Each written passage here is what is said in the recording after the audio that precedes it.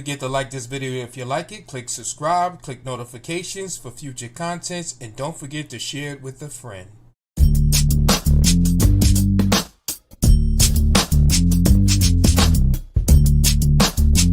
Don't forget to like this video if you like it. Click subscribe, click notifications for future contents, and don't forget to share it with a friend.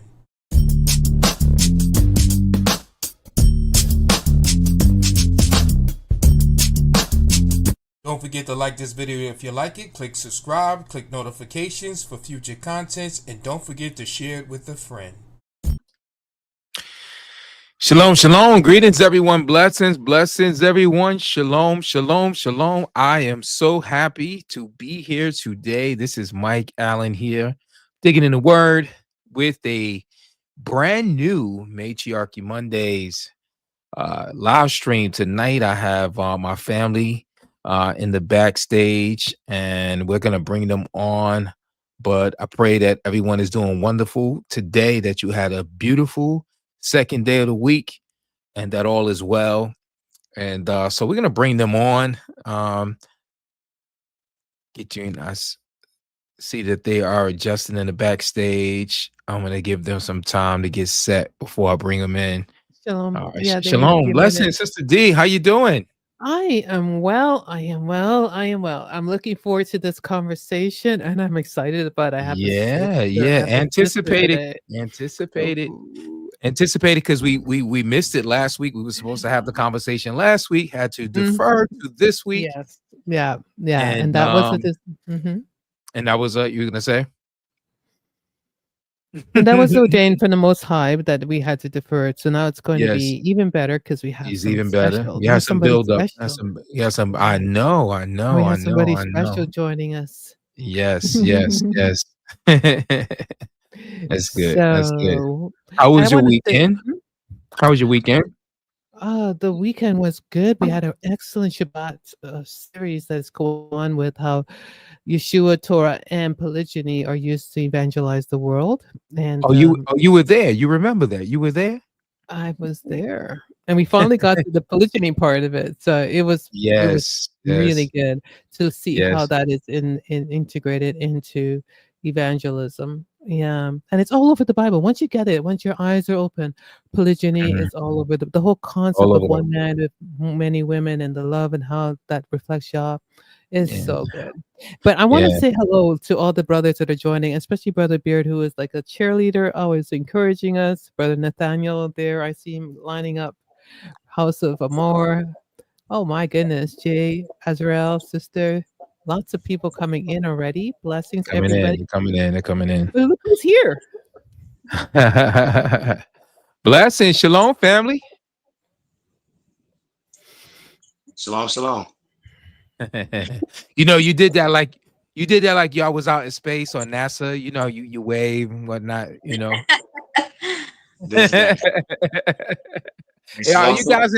Are you guys streaming in from space tonight? Something like that. Something like that. Bait Yahuel. Blessings. Good to see you. Good to see you guys. Good to see you too. And Aki, you have someone to your right. Yes, my military left. This is my wife Yabina. Shalom. Blessings. Good to see you. Greetings. It's Welcome. All right. So I guess you're going to behave tonight. Oh, absolutely. Absolutely. Yeah. So this is great. We got any more comments, Sister D? Yeah, they're lining up, and I said hello. So Brother Beard and to Brother Nathaniel, and greetings. And there's I said greetings to a couple of brothers. Great. So let me pull this. We want to definitely welcome everyone to Matriarchy Mondays. This will be our third installment, right? We did a series, right? Was the first one, and this will be like this. The first one was a series, so it was two-parter, and this will be the actual third episode, which is we're starting something new tonight. Starting something new. So today's a new topic, and I like new things. I like new things. How about you? Do you guys like new things? You know, when it's new, it's all fun and nice when it's new. You just can't let it get old. Just can't let it get old. Exactly. So, all right. So, brother, could you be so kind to open us with a word of prayer so we can get this started tonight? Absolutely. Abenu Shem Shemaim We Oretz.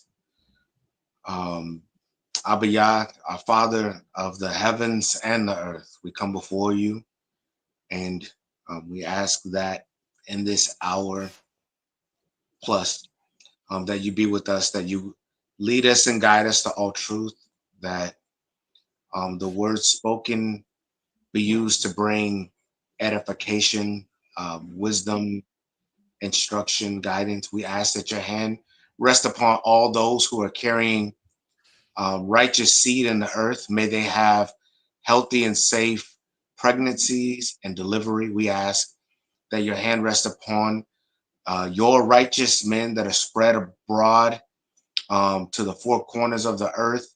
We ask that you strengthen them, that you encourage them, and that they be used as examples to bring other men into righteousness for the building up and uplifting of your kingdom. We ask that anyone who has made any type of moves against your beloved sons and daughters in the awakening, that whatever is used to bring harm to them, may it come back upon them tenfold. We ask that your people be drawn to walk in righteousness with a heart of repentance, and that we deal with each other, that we love with each other in a space of humility and respect. We ask all these things in Hashem Yahushua. Hallelujah. Hallelujah. Hallelujah. Amen. Thank you so much. So, what are we going to talk about tonight? But brother, I think we didn't officially ask who this beautiful woman is. We did. I think we did that. Did we not do that? Yeah. This is the wife of my youth of 22 years married, and then I'm gonna say plus, a year and some change. Yep. So yeah, this is who this is to my right. The one who has been on my right and is right a lot of times. Nice. And that's why you never left. Come on now. Amen. Amen. Yeah. Amen. I mean, it's such a blessing. Beautiful. So tonight we are. Let me see. Yeah, tonight. So tonight's topic, like I said, it's an interesting one. We're gonna make a twist. We're gonna make a change. You want to show some videos before I actually? Yes, I do. And it's the reason why we even have this topic is because there is an issue, and a lot of women are not finding husbands these days, not looking for husbands these days. There is a big shift in the way the culture is going. We have more women, single women than ever before, all over the world. And there's less marriages and more single women. And so I'm just going to explain that. It's pandemic, but they don't call it that. They don't, but let's talk about it a little bit. Yeah. Only large number of women who are just choosing not to get married and are choosing to stay single. And in fact, there's a wonderful book called All the Single Ladies that is about this very phenomenon. And women are increasingly choosing to opt out of long-term mating if they're not able to find the relationship that they want. There are an increasing. A lot of women aren't single because they can't be chosen. They're single because they finally realized what they were choosing wasn't worth keeping. The church is for the single men out there who keep wondering why women are opting out of marriage and why so many women are content being single. My answer is going to surprise you. Believe it or not, it's the married men and women. That's what's keeping the women single. Every day on this app, we watch a little bit of rage baiting with a married woman showing how her husband weaponizes his incompetence. They've read the Facebook post where you wish your woman a happy anniversary, but you brag about how you put her through this and that, all the ups and downs, how you completely dogged her out, but through it all, she stuck by your side. And we also see the 40% of married men who are on the dating apps. We watch these married men cosplay as single men all the time. They don't like seeing that these men can't be faithful, and a wedding ring and some wedding vows doesn't change that man. So if you're out here and you're wondering why the single women are so happily opting to remain single, and you're like, what's the problem? What happened? Is it social media? Is it the dating apps? Is it Kevin Samuels? Is it feminism? They realize that some of these happily ever after stories look miserable behind closed doors. They've seen what 5, 10, 15, 20 years of a man's weaponized incompetence can do to a woman. Married men and women are one of the biggest reasons why women are remaining single. Some of them have seen you and your life and what you put up with in order to keep that man, and they say it's not worth it.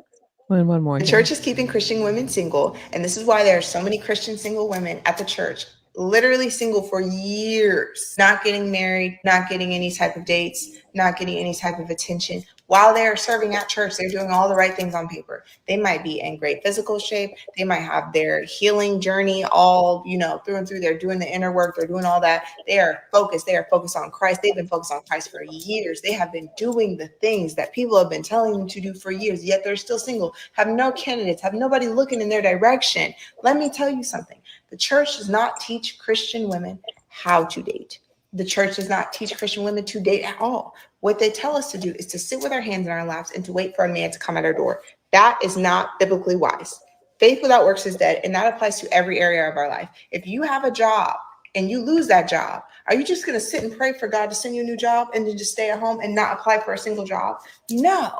If you lose your job, you're going to pray, Lord, please bless me with another job. Of course, there's a faith. But then after that, you're going to go searching for a job.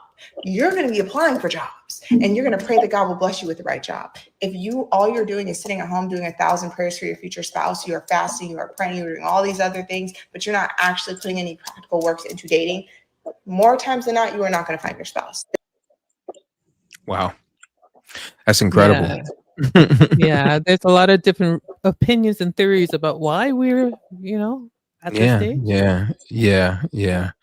And I think the questions that are really asked, and definitely certainly the ideas, are a reflection of how people view how a woman is to even become married, right? Even get into the picture of being married, right? Or let alone become married, right? And as you got these views, that's very telling, right? Even the last one right here, with in terms of the Christian church, or how there's a lot of single women that are inside the church, and the church is not teaching dating, right? And we've had streams on this about the dangers of dating, right? And the dating culture. And so if churches are encouraging dating, then that's the problem, right? Because where do you find dating in the Bible, right? Well, that is exactly, but that's how lost we are. We have no idea how to get where we're getting. There's a few comments that are coming in here. Is one heck of a drug. Indeed, it is. It is. And I guess it's. What was it? Talk about being super delusional. Yeah, super. It's a lot more. I think there's some answers to why they think it. Let me just find that there. So who says most? Well, it's actually statistics. Yeah. They're there. Yes. We are. These women are the reason we don't even need studies showing single women are more miserable than married. Yeah. Yeah, it's true. And they're not. We have the highest rate of psych drugs as well taking right now. Yeah. And modern women are getting out of control. And this is interesting. And yet women have been getting married for thousands of years. Yes, they have, but something is happening. But something interesting is happening nowadays and in our generation about marriage, concerning marriage. Like just even the idea of marriage, like the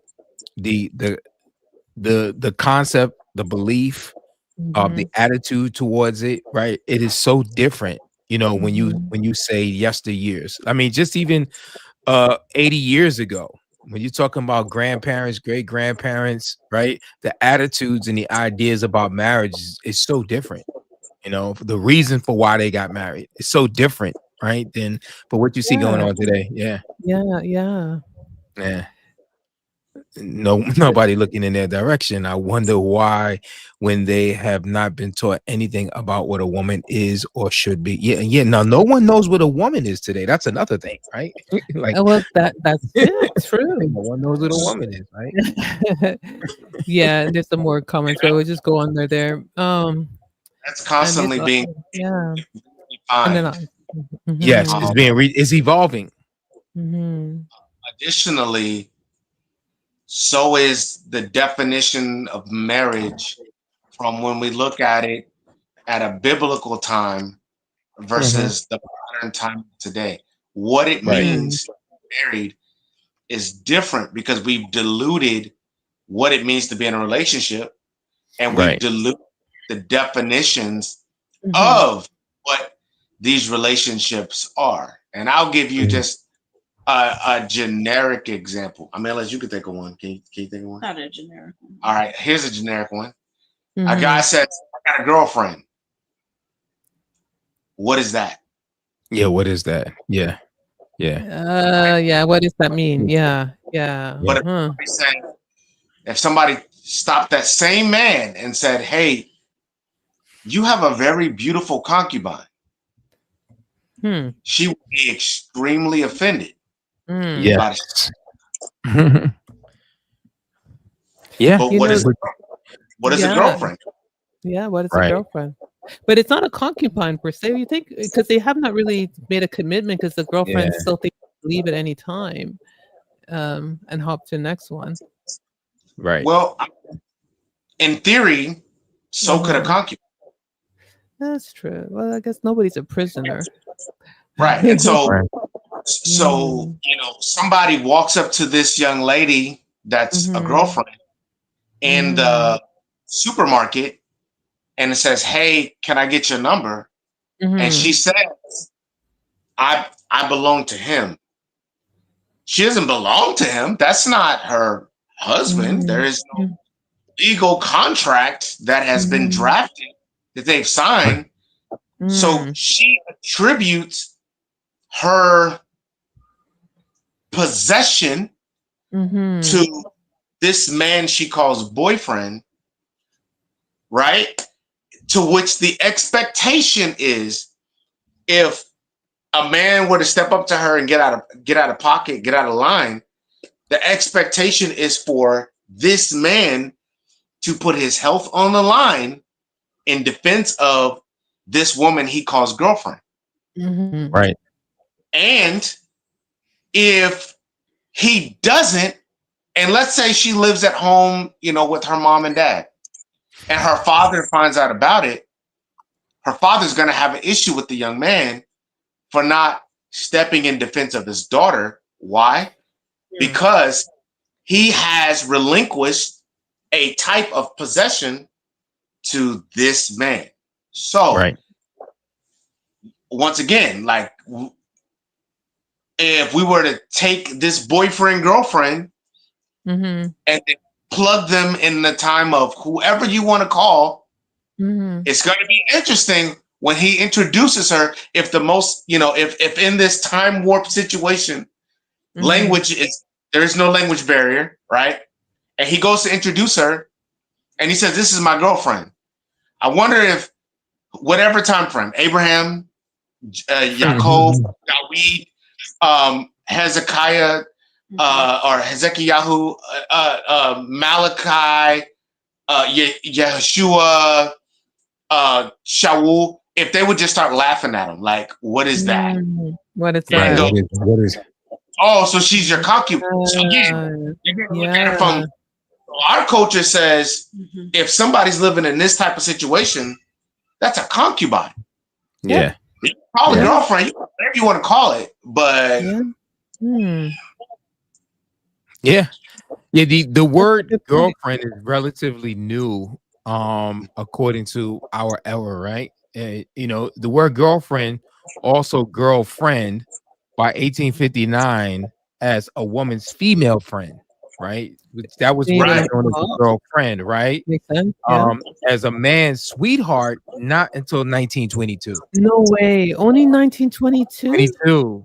A she friend was used in the sense of what is called a girlfriend for a man, right? A sweetheart in the 17th century. She was a she friend, but notice the she is not noted as being a girl.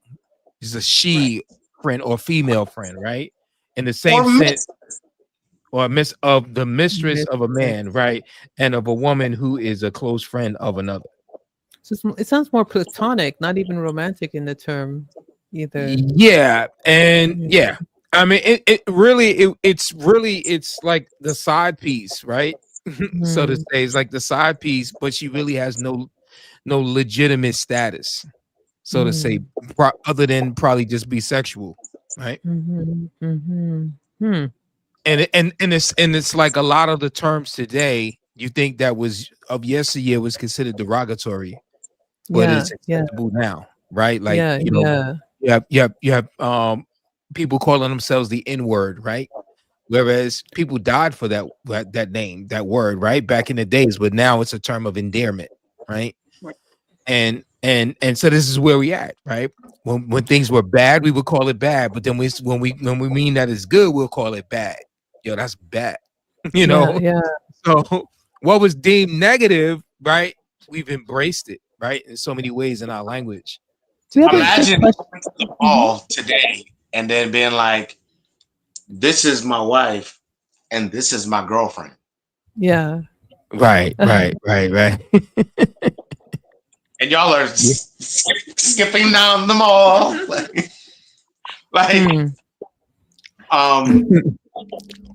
That's more inclined to be acceptable. Right. Then just change the words. Nothing else changed but 2 words. Instead of saying this is my wife and this is my girlfriend, you say this is my wife and this is my concubine. Or this is my wife and this is also my wife. And all of a sudden, because of a word, and it's not even a name, it's a title association, it changes the dynamic of everything. Right. All of a sudden you Yeah. My she friend lives out back in the she shed. There's a genuine question though, brothers. Answer this one. What if not dating brings 2 people together in marriage? What is the statistics of people getting married from dating? That would be the question. That's a better one. Yeah. If dating is so successful in getting people married, okay, how successful is dating to a woman without her at least having 2 or 3 sexual male partners? Can the average woman escape dating throughout her life and not have at least 2 or 3 sexual partners in the course of her dating to search for a husband? Yeah. Right. Yeah. I mean, that's the reality of dating. Like dating by default causes women to prostitute themselves. Absolutely. Because they go out for a slice of cheesecake, and later on in exchange he gets the cake. Right? And maybe even the cheese. And the cheese, maybe even the cheese. There's another question here for one brother here. I got a question to that for a long time. Could a believer take an unbelieving concubine? What do you say? What do you say, Out? What do you say?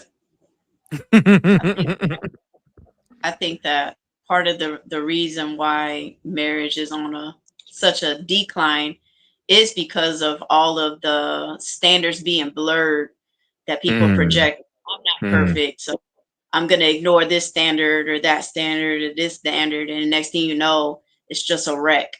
So I don't personally, I don't know. I don't suggest that anybody link up with anybody, whether that's friends, you know, whether that's trying to get into something serious like marriage down the line, concubine, if y'all are on the same page. Because, you know, scripture says, how can two walk together unless they agree? It's there for a reason. Facts. You know?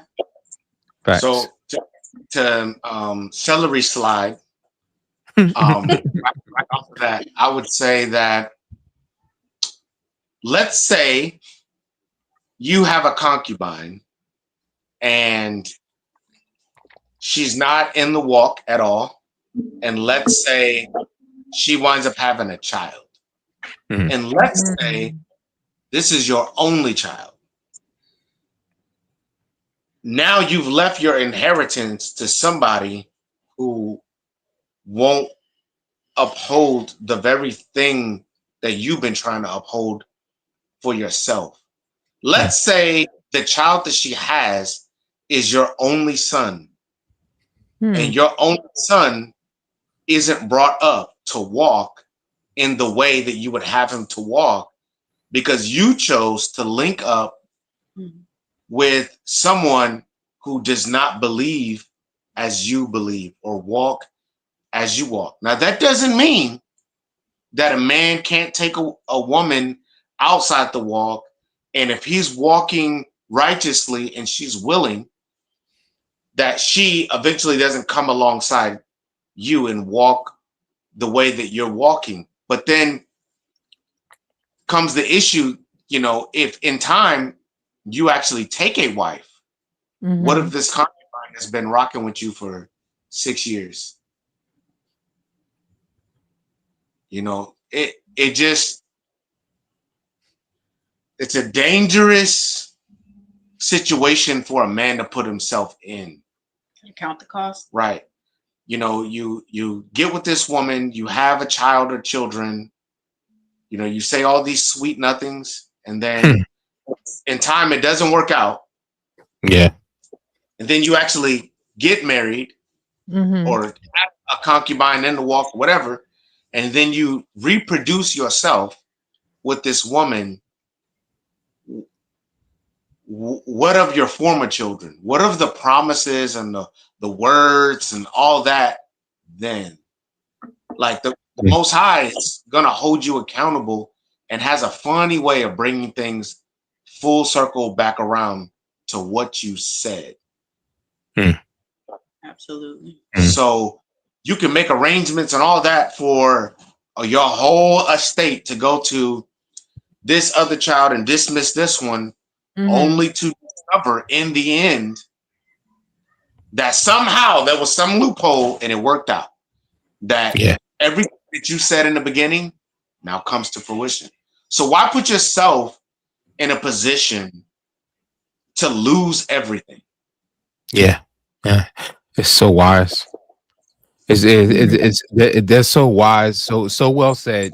And a lot of times we don't think of it like that, right? No. You know, we really don't think of it like, as people, we really don't think of it like that, because the modern generation has so desensitized us to these traditions, right, and these values that our elders and our ancestors, you know, beheld, right, and now we've gotten so far away from it, and it's so, you know, so relaxed, and just don't even realize the importance and the significance of these values, you know. And but I think it would be definitely a dangerous thing, Brother Moeezy, to link up with someone who's not a believer.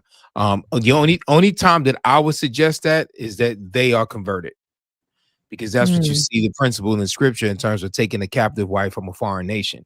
Yeah, that's right? what he was just saying there, and brother Gray mentioned that. Yes, it's good question. It can go from be not unequally yoked all the way to war bride. I think it depends on the woman being submissive and willing to adapt your life and outlook. Yes, facts.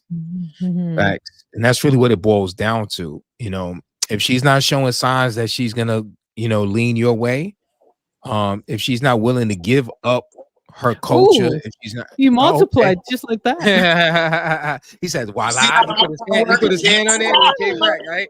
Yeah, that was cool. Man, how you do that? You did like this. And he came You back? just like, yeah.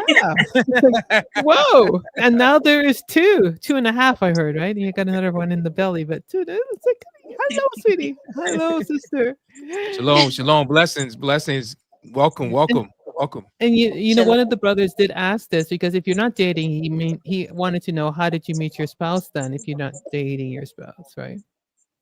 How do you? Well, that's a great question. I can kind of chime in on that. Okay. Hey, this is Yazeth. This is my second wife. Shalom. Did we date? Did we date? No. No, we didn't. No, we did not date. We had some conversations. We talked to her parents, and we moved forward. I personally don't understand the logic of a person with someone for years or whatever without in a relationship that's leading to, like, either this person is for you or they are not. And what happens is you got it really boils down to willingness of commitment. Because if he is willing to take on her, right, and not that she's available to anybody, but I'm just saying I'm the he willing to take on her, right, and I make the commitment, then what I'm committing to is ultimately not to put her to the side, because she's committing to submit. And that it doesn't look like perfection tomorrow. It means that just like the Torah is instructions, but it's also instructions for, if you mess up, here's how you make it right, right? And so he can mess up, if you will, in leadership or dealing with the wife in some capacity. Maybe he spoke too harshly, or maybe he made a bad decision. Well, this is where there is a sense of, I'm going to do what I need to do to make things right, to put her back into the space of trust, right? This is a horrible analogy. Horrible. All right, I'm putting that out. Horrible analogy. Oh boy. All right. But if you were to take an animal and you bring this animal to you into your space as a pet, right? And you do something that scares that animal, startles that animal, whatever. The very next time you put your hand out to pet it or whatever, it's not going to respond like, oh, yeah, like what you just did is fine. I get it. You know, let's say you take your shoes off and you threw them with no intention of hitting the animal, but it did. When you reach to take your shoe off, that animal is ready to juke the mess out.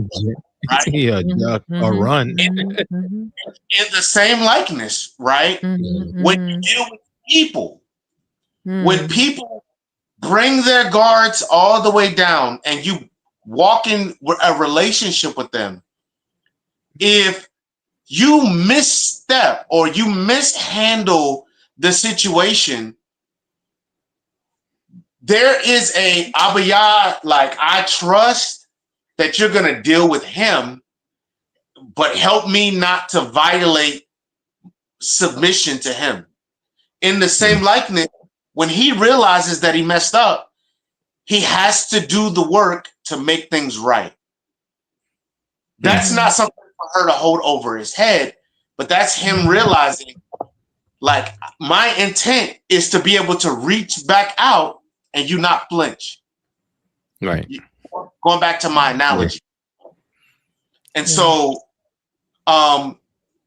these relationships, whether it's coming into a status of a concubine, possibly because, you have other children, whatever, or whether it's maybe you have a lot of sexual history, or whatever the decision is for the status that she comes into your space that's your decision. But that should be clear up front. It should be understood what her status is. And once that decision is made and she comes into your space, there is a commitment. All a marriage is vows of commitment. If she has a father, the vows of commitment you as a man are making to him relating to her. Yeah. You see what I'm saying? And she is vowing to you, essentially, I'm not quitting. I'm not quitting. It will get hard. I'm not quitting. Right. So you don't need to date to figure that out.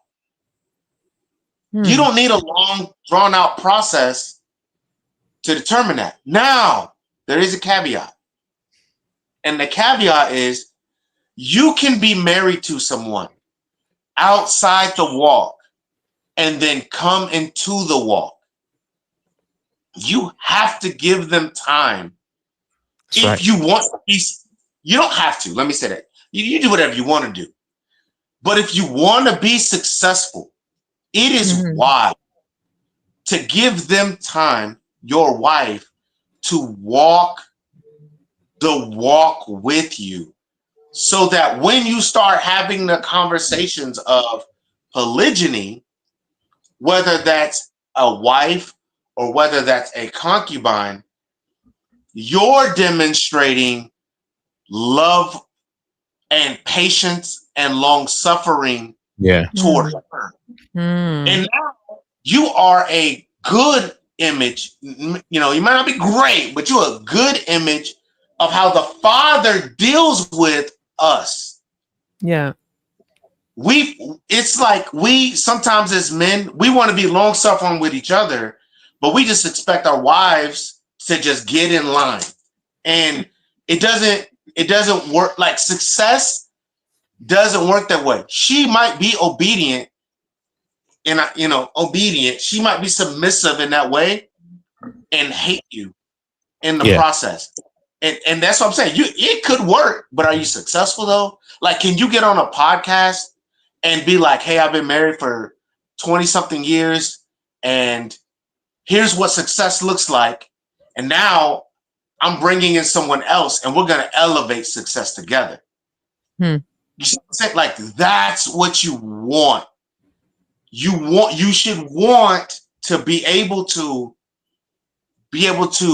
yoke the newer with the older and lead them down this walk that we call, or down the path we call the walk, and be successful. Yes. I think the disconnect off the back is you have a culture of the dating.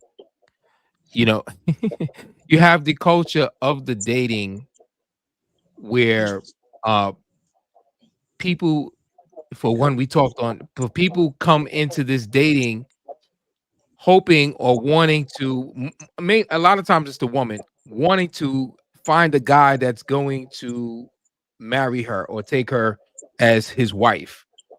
But what ends up happening a lot of times is it just ends up just becoming a thing of just having fun or for convenience. And the idea of commitment, I think, is kind of like a person who's never learned how to read. The older they get, the harder it becomes, right? to say, you know what, I need help with reading. I can't read, right? They build up a fear, right? And so I think dating also builds up a fear, right? For doing exactly what you said, is committing. The culture really doesn't condition or rear people or young people for marriage, No. hands down. It doesn't, right? No. It's all about fun. It's all about convenience. It's I don't want to tie myself down. I want to weigh my options, that's the culture. And it's sad. That's really the problem. And then the thing when it comes to the unequally yoked thing, that's another thing. Like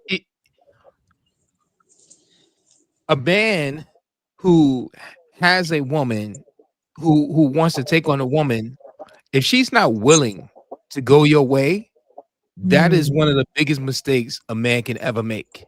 You can't take a woman that's not willing to go your way. You cannot and should not, because she's not yours. If she's not willing to go your way, she's not your woman. She's not your woman. She's not your woman. And that's where the problem is going to lie, is because marriage is really about a woman going a man's way. A woman is created and designed to go a man's way. If she doesn't go your way, she's not your wife. Listen, as a daughter, that's a really to follow the way of her father.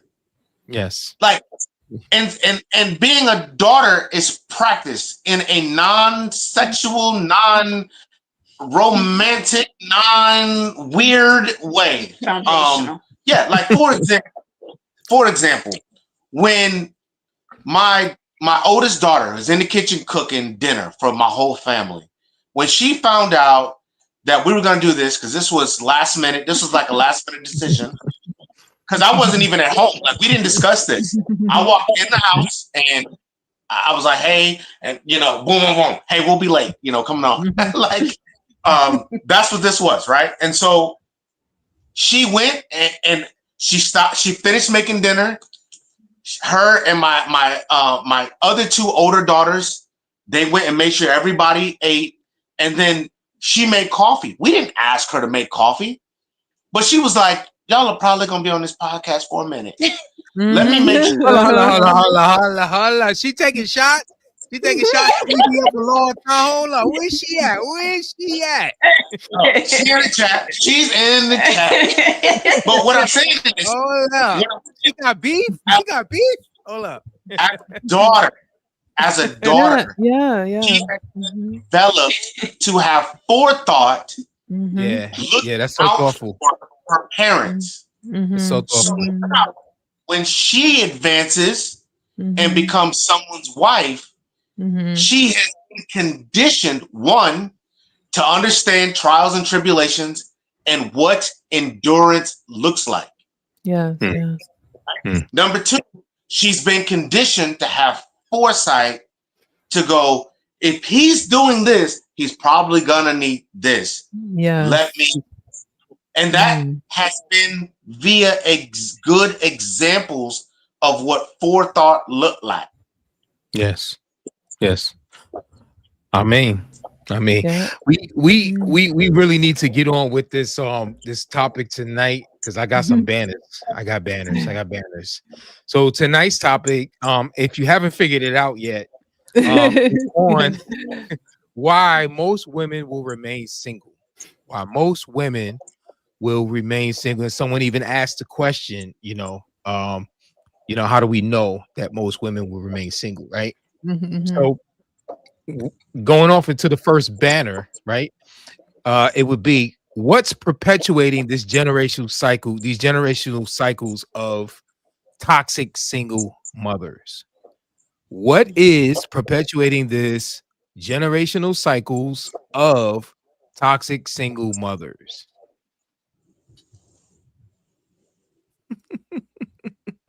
Dr. Speak. What's perpetuating this? I mean, we talked about it, and we talk about it all the time. But what's perpetuating it? Asherah is prevalent in this culture. Wow, he went deep. The spirit of Asherah. Yeah, the spiritual Asherah, right? Yes. How so? Who is Asher? Who is Asher?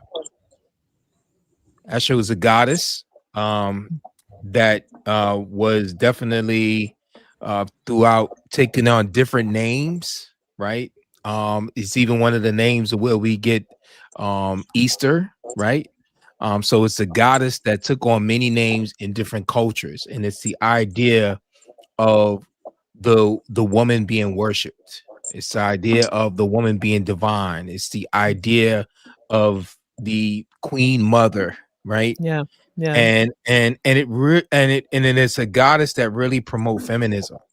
Yeah, You know, it is the like with goddess of Jezebel, feminism. right? Yeah, Feminism, yeah. exactly. Yeah, And and she is so saying that the propaganda from from entertainment, entertainment. yes, Yeah, propaganda from entertainment is creating single motherhoods, right? This and then idea of brother. being free and liberated because they have Western standards that don't line up with Torah. Yes, Mm-hmm, mm-hmm, yes, indeed, mm-hmm, indeed, indeed, mm-hmm, indeed. mm-hmm, And like in Feminism a lot, root. mm-hmm. we're cultivated in an environment where we naturally make ourselves an idol. How we Mm, feel, how we think, mm, all of mm. these things matter more than, Yes, making yes, sure, yes, Yeah, yes, the that way. yes. whole idea. Yeah, you're right. You're Yes, right. yeah, I And think brother said this that would be the definition of hedonism. Yes, you know, when it's hedonism. really about your emotions, right? Your passions, right? Mm-hmm, You mm-hmm. worship, right? Yeah, I don't care if scripture God says it's okay. My feelings say otherwise. this is the Yeah, attitude he was talking about. yes, The that's women the coming, attitude. all that. Yeah. It's the opposite of Yeshua, who Mm-hmm. says, Father, if there be any other way, take this cup from me. But then he Mm. turns right around in the next line and says, nevertheless, not my will, but let thy will be done. Right. So what did he do in the most agonizing, how would you say, anxious moment in his life when he's about to be taken into captivity and suffer, excruciatingly, right? And what does he do? He's faced with this. He from his emotions, he wants the Father to take this from him, but he recognizes that the Father's will has to supersede his emotions. And so oftentimes we will neglect the Father's will, right? So that we can preserve our emotions or do what our emotions dictate, right? Yes, yes, And so yes. yeah, and there's less of that we see in the culture where people choose how they feel. Like they don't really care what the word says.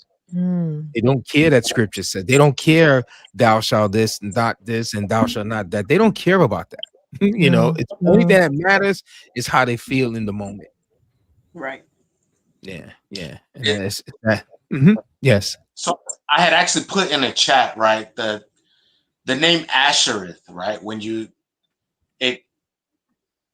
The name Asher means to be happy, or like he has made me happy, pleased. And so would Because you that was a child that made Leah happy. yes. And so now when you add the hate onto that, that's about revealing what makes you happy, right? So Ashereth is about happiness being revealed. And if you think about it, it's not about what makes the Most High happy. It's about Right. what makes you You happy. happy, and Right. that's true. Right. That's happiness And, can be poison. yeah. And it's interesting that you say that because in when Yeshua teaches his Sermon on the Mount, and we've talked about this a number of times here, when the multitude is following him, and he decides one day to have them seat up on the mountainside, and he does this Sermon on the Mount, this great Sermon on the Mount, which is his largest recorded sermon in Scripture in the Gospels, and on that Sermon on the Mount, he starts the sermon off because the whole sermon is about how to enter his kingdom, how to be in his kingdom, how to walk in his kingdom, and what his kingdom can lead one to versus what not being in his kingdom can lead to, right? So that's really the gist of this huge sermon that he has. Okay, they popped out. What happened? Oh, I don't know.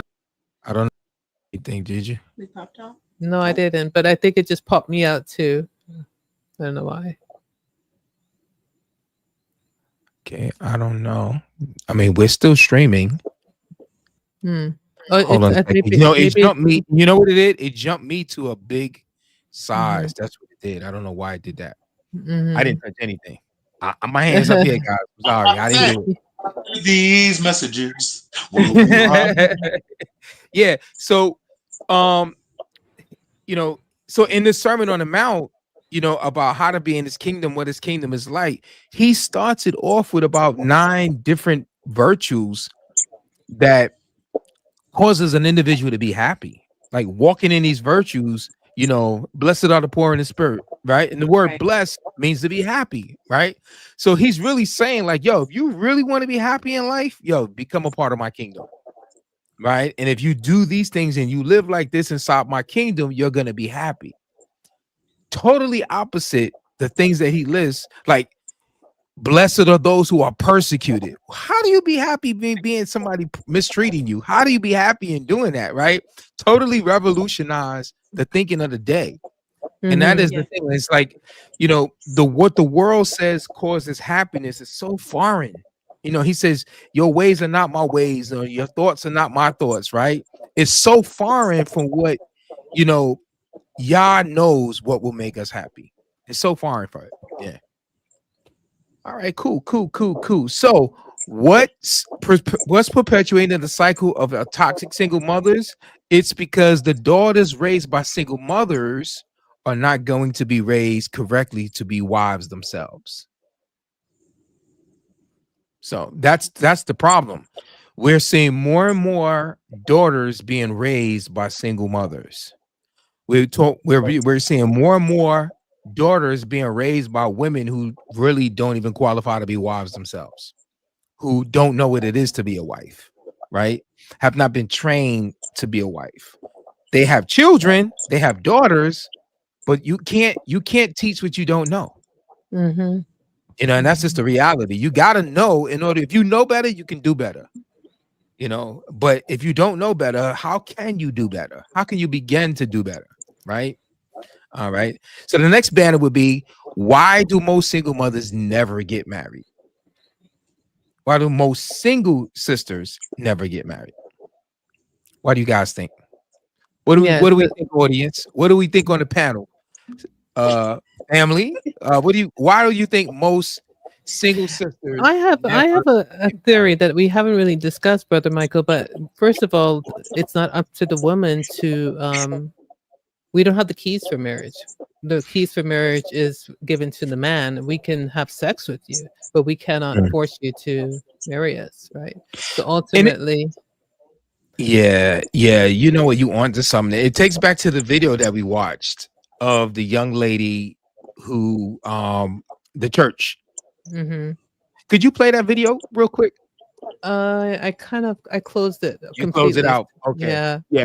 So she played a TikTok video. It was a TikTok video, I think, right? A young lady talking about how, you know, that in the church they're not. You were gonna say? I have another one related to, if you want me to hear it. It's about the church too. Black church keeping everybody single. Yeah. You want that? You do it. Yeah, sure. Yeah? Okay, let's just end. Can you take out what you got there so I can add it? Sure. Remove what you got. Go on here. Okay, it's out. Okay. Yeah, so there's especially in the Black church, there's a lot of single women, but all churches actually have a lot of single women complaining about the same thing. Yes. Okay, so. Waking up alone. I'm almost afraid to make this video because I know it's going to be some backlash. But I'm starting to believe that the church is keeping Black women single on purpose. I am starting to believe that the Black church is keeping Black women single.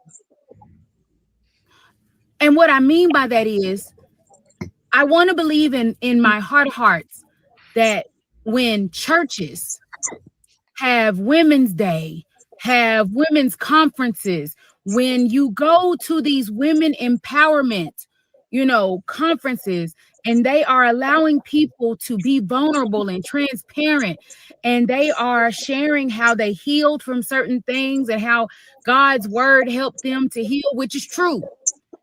I'm trying to figure out why we are almost intentionally leaving out that God's word also says that a man is a woman's covering, and a husband is part of, or should be part of, an honorable, godly life. None of that is ever mentioned in a lot of these spaces. There are more women in the church than men. I don't have a problem with women being in leadership because that's needed today. But when I'm watching women that are in positions of power and in positions of leadership in the church, but I'm not hearing you talk about how important the family structure is and how important a covering is and how a woman is created to be a helpmeet and a neck, and the man is supposed. When I don't hear those things talked about almost intentionally, is that because I want these women single? Am I the only one that is starting to feel this way? I'm almost afraid to make this video. All right. Well, for one thing, you know, she's saying she doesn't have a problem with women being in leadership positions inside the church, and yet she's accusing the church and not realizing that she's espousing to one of the biggest problems as to why, or the biggest causes as to why there's a lot of women that are single in the church. Right. And so when women leadership usurps the leadership of men, then feminism rises. When feminism rises, you know, the marriage rate goes down, right? That's just a fact. You know, it's just a reality. That's what you're gonna get, right? Because most men do not want to be, you know, under the leadership of their wife. You know, even in monogamy, prescriptive monogamy, you know, men don't. If you ask them, they do not want to be.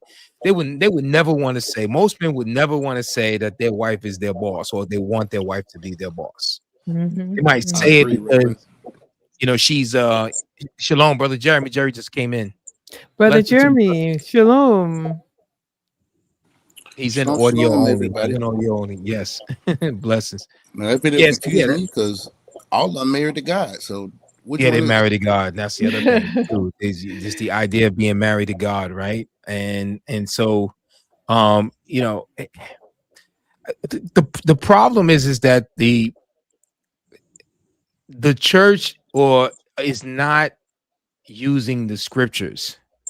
The church is trying to adapt so much of what the culture does, and don't realize that this is the reason why you're getting the same results that the culture is getting, because you're using the same playbook, right? Using the same playbook. No, there's a prescription for how women, or men and women, get married in the assembly.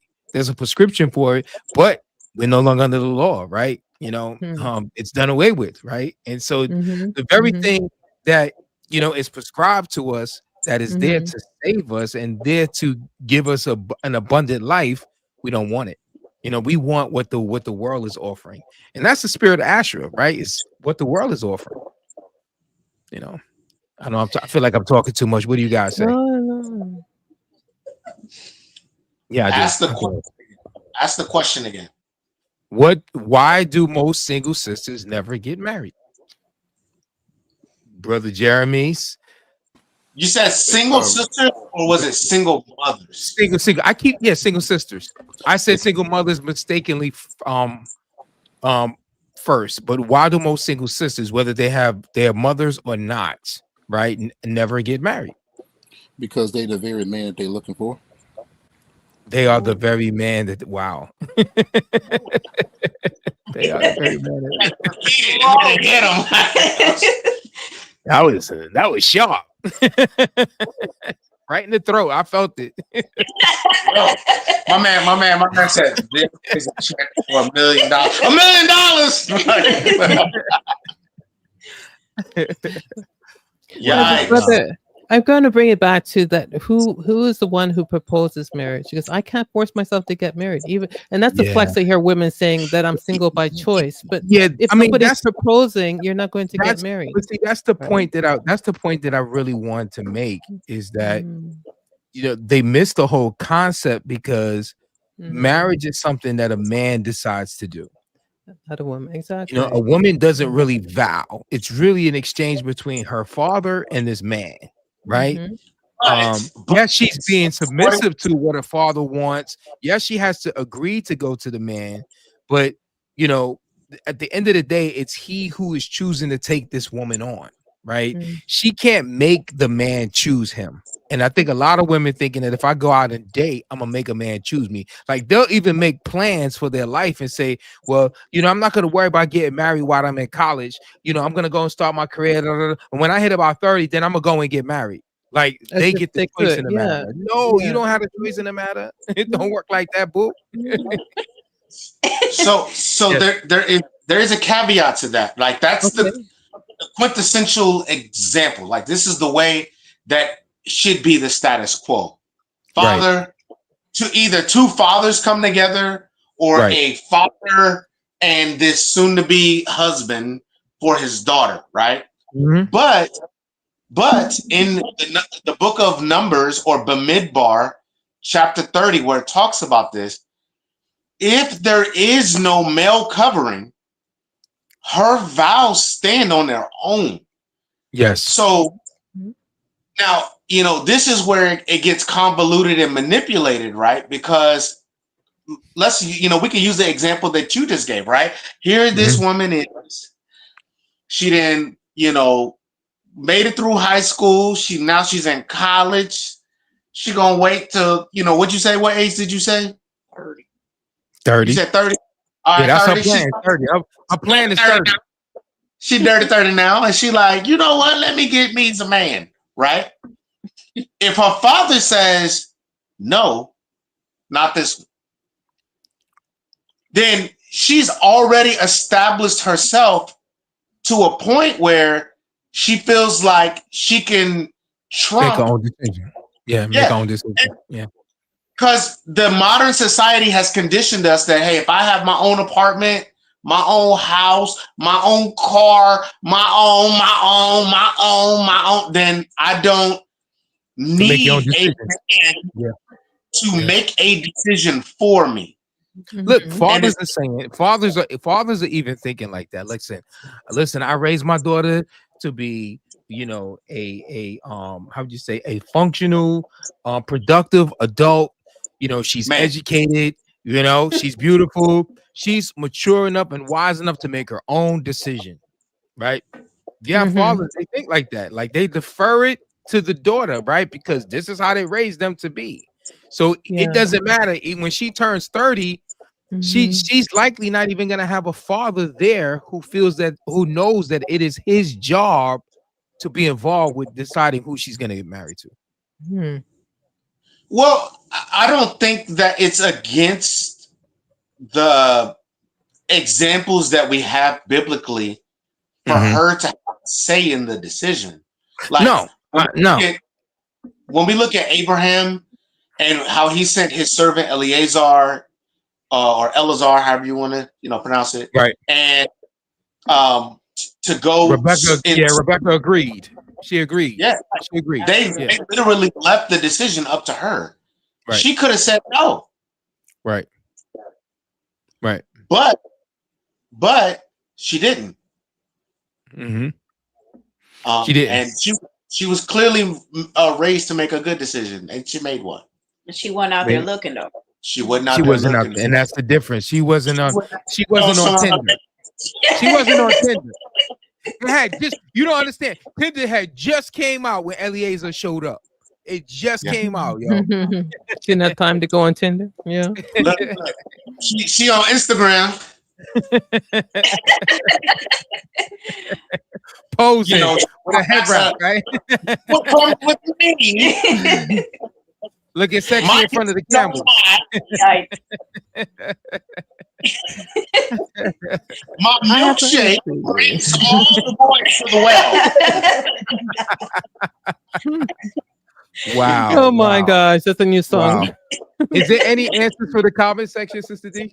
Yeah, there's answers. Well, there's a lot of comments, but Nobody's answered that question. Yeah, Why do no, most? yeah, you guys can answer. It says, and I too am to blame. Oh yeah, okay, yeah, all right. he was saying that his daughter did the same thing and went independent, and he said, yeah, my older daughter did that and it was a disaster. Yeah. All right, Pastor Doug Wilson did a great video on assuming singleness is a gift when it isn't.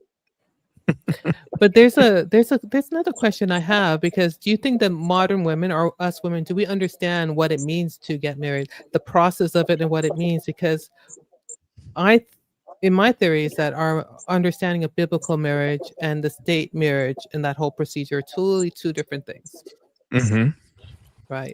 And Well, I mean, woman, okay, so technically, for the sake of the show, what constitutes a marriage? Well, that's what I'm saying. Maybe we should define. Now, I'm posing a question out there. Come on, family. Yeah. What constitutes a biblical marriage? Yah-fearing, law-abiding marriage. What constitutes it? How is it put together? What forms a biblical Yah-fearing based marriage? She popped out. She'll be coming back in. To answer Sister D's question, women don't understand what marriage is. That's why they think they can go and get a divorce and God will uphold it. Right. Exactly. Biblical marriage, from the Reverend Apostle Brother Allen's teachings, he's let us know that it takes two things. The man has to go unto her father or the next male authority over her, older brother, uncle, whatever, get his permission, and then he has to consummate the marriage. Right. And only is it to Brother Yahoo's point, and only if she's like a widow, should she be making this decision on her own. Exactly. Right. Those are the only examples that you see in scripture. Every woman in scripture were covered. Right. They had a covering to help with, I mean, Laban was Rebecca's brother, right? So they had a covering, right? But you only see instances of women who were widows making these decisions, generally on their own, because the assignment or the responsibility was given to the fathers for that. In terms of who she's going to marry, or in helping her in the marriage brokering process. And the only way that divorce is seen as lawful in Yah's eyes is if a man gives a woman a bill of divorce. There's a lot of adulterers running around out here. Yeah. So you mean to say that she can't go on how would you say online, and she can't get a bill of divorce drafted up and she be free to go and marry someone else? She can go online and draft it up, but she got to give it to him and be like, "Would you please sign this, Playboy?" But if he signs the paper again, is she eligible now to go and marry someone else? Was he aware of what he was signing? Was he aware of what he was signing? Right. But see, here's the thing too. Even if he doesn't sign it, in some states, if she files for a non-contested divorce, right, at a certain point, the marriage can be dissolved by a judge, right, without his permission, without the husband's signature. So here's the question: in that sense, is she off the hook and eligible to marry someone else? No, the state isn't God. I heard that. That's why I said there's a lot of adulterers running around out here. But Jeremy, I hear you, but you're speaking as if, like, you can't hold a person to Torah not walking in it. You can only hold a person. Oh yeah, I agree. So if they went to a state entity that is designed under this God, this separate entity, and they made these vows and they interwoven themselves under the jurisdiction of this authority, we can't flip it and now apply Torah to it just because we come in the Torah. Like the governing authority of this union is this entity, not the Most High. Right. Here. I'm going to push further. I'm going to double down further on that. Here's the problem that they have. The problem that a lot of people in this country who would consider themselves Christian, Jehovah's Witness, Mormon, Methodist, whatever, Catholic, right? At some point, at some degree, they are affirming or professing that they are followers of this book. And if you say you follow one law of the book and you don't do the whole law of the book, you are going to be held accountable for the whole law. That doesn't take them off the hook because they weren't taught in Christianity how Torah teaches how you're supposed to get married. The fact that you take in any aspect of this book, that's different from somebody that's a pagan. Ain't never heard of the book. But the problem with a lot of the religions is that they want to take parts of this book. And when you take parts of this book, you become accountable to all of the book. Everything that's in the book. But you got to keep in mind that we use Paul to escape the law. And exactly. So if but Paul is only asserting the law. This book, I'm using everything prior to from Malachi and beyond as historical good bedtime Bible stories. Right. And everything in Matthew forward, excuse me. Everything in Paul forward gives me license to not have to abide by any of the law, then thereby I now escape the law. Right. Because I'm not adhering to any of it. Right. And to their own detriment, they're bound by the law because Paul is inherently still teaching the law. He's still teaching Torah. He's teaching Torah to Gentiles. And he's teaching Torah to Gentiles in a way. What'd you say? Jesus, buddy. What would Jesus, my best friend, do? I don't have to do what my best friend says. Yes. Right? Yes. Because my best friend doesn't have authority over me. They just give me advice. I don't have to listen to it. But if your best friend is the son of the Most High and he's your creator and he has how would you say intel on how everything is supposed to go, I think it would behoove you to listen to your best friend. So the reality is that the reality is that, you know, in the church, people are thinking that they're separated from Torah when they're really not, because they're saying that we're just going to take the teachings of the apostles. We're just going to take the teachings of the New Testament, and we don't really, and they are bringing judgment upon themselves because the apostles are teaching Torah. Right. They may not be referencing or saying that this is coming from, but in many of the passages they do. They do say this is from Isaiah. They do say this is from Jonah. They do say they are referencing it. And that's what holds people accountable because they want to look ahead, brother. I was gonna say they use Paul, and Paul gonna take them to the wall. They're gonna be Paul wall. From the window to the wall. But brother, you're forgetting the most important rule when it comes to church. God knows their hearts. That erases all that right there. Wow. Yeah. Say it again. That should literally terrify people, not bring comfort. Yeah. That he knows your heart, right? Exactly. And the fact that on the day your heart is going to be revealed. Okay. But that should be terrifying. Yes, ma'am. Can I just speak on behalf of the sisters who are single listening to this episode? And there are a couple that are not going to message, but they are there.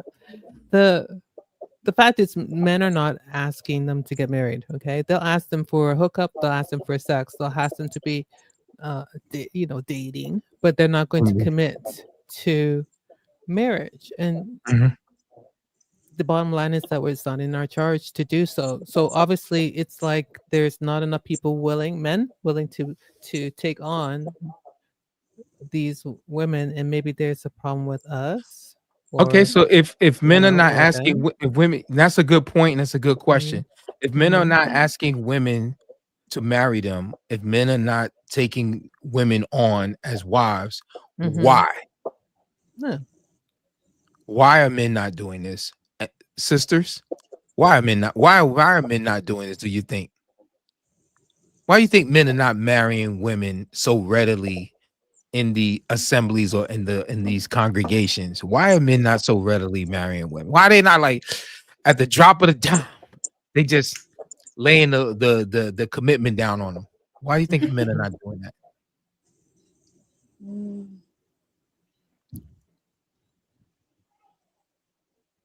I think there's many reasons.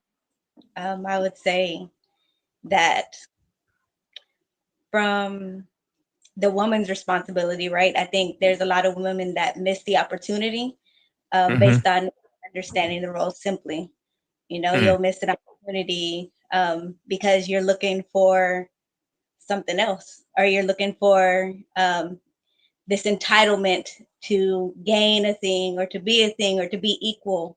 And so you'll miss the opportunity to serve a man. So there's that, there's like missed opportunities. And I think it's just, you know, obviously it's diluted with, you know, women not carrying themselves in a standard or at a standard of holding themselves to purity. So I think those are two things that we can look at. You know, if we're just giving ourselves over and we don't have any covering or any standard of purity, then it kind of dilutes it. Then men are like, well, I can get this from anywhere, you know? Wow. So if it's safe for me to sum up what you said, you're basically saying that men are not they're not marrying these women because the women are basically turning them off. I think that's a part. But if I'm I think the come on part, hey, you may, baby, you may. that kind of gets ignored or kind of, you know, brushed to the side is that, you know, they're just like she said about the women missing opportunities or not committing themselves, you know, to a standard of purity, right? But I also feel like there's a lot of healing that needs to happen with men. Sometimes it has to do with the woman. It's just the man has experienced things, has seen things, has, you know, and it causes them to be jaded.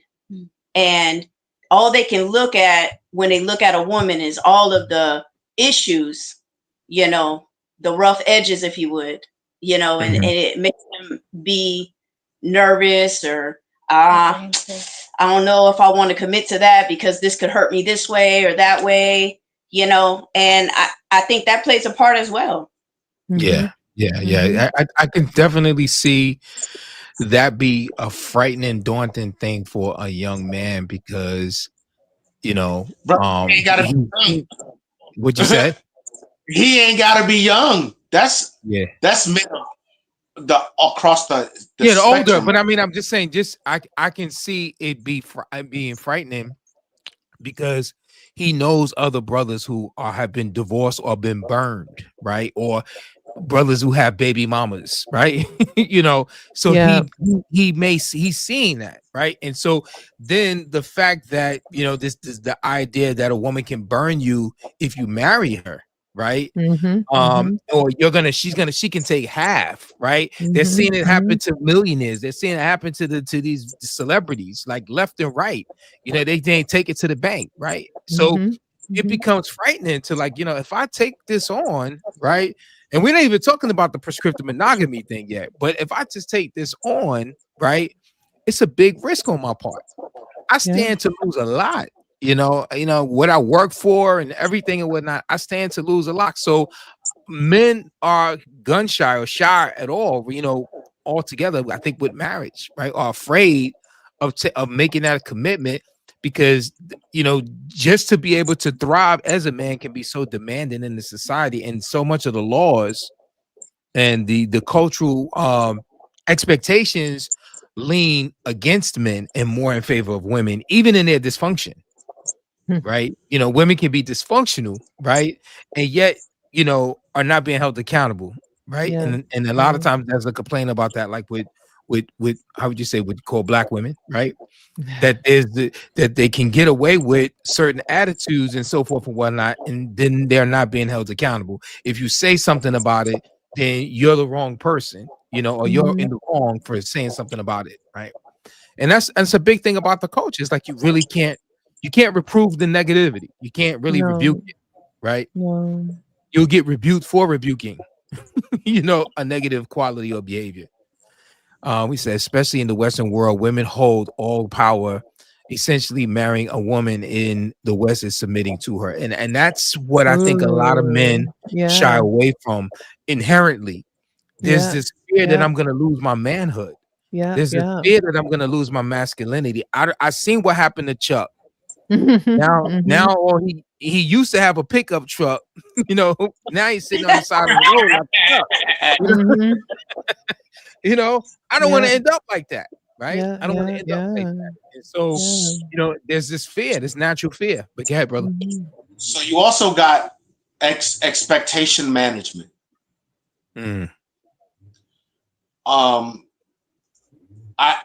It might be wise for a woman who is considering marriage to remove herself from media for a season. And this is for the purpose of expectation management. And this is what I mean. A lot of serious men, okay, that want a family, children, patriarchy, heritage, inheritance to pass down. They want, and I'm not speaking for all men, but I'm saying a lot. What they want is, in today's day and time, called boring. And what women want across the spectrum is excitement. They want the trips. They want to always go out to eat. They want high value. You call it whatever you want to call it. That's the term that Kevin Samuels used to talk about that all the time. But the high value, right? Right. Man. Speed, 666. It's 666. Right. And so the problem is that a woman wants marriage and a man marries the woman, but as they settle into life, it's boring to her. And so now she's looking for identity outside of him. When she married him, she took on him. Like, he doesn't disrobe himself from his name and put on hers.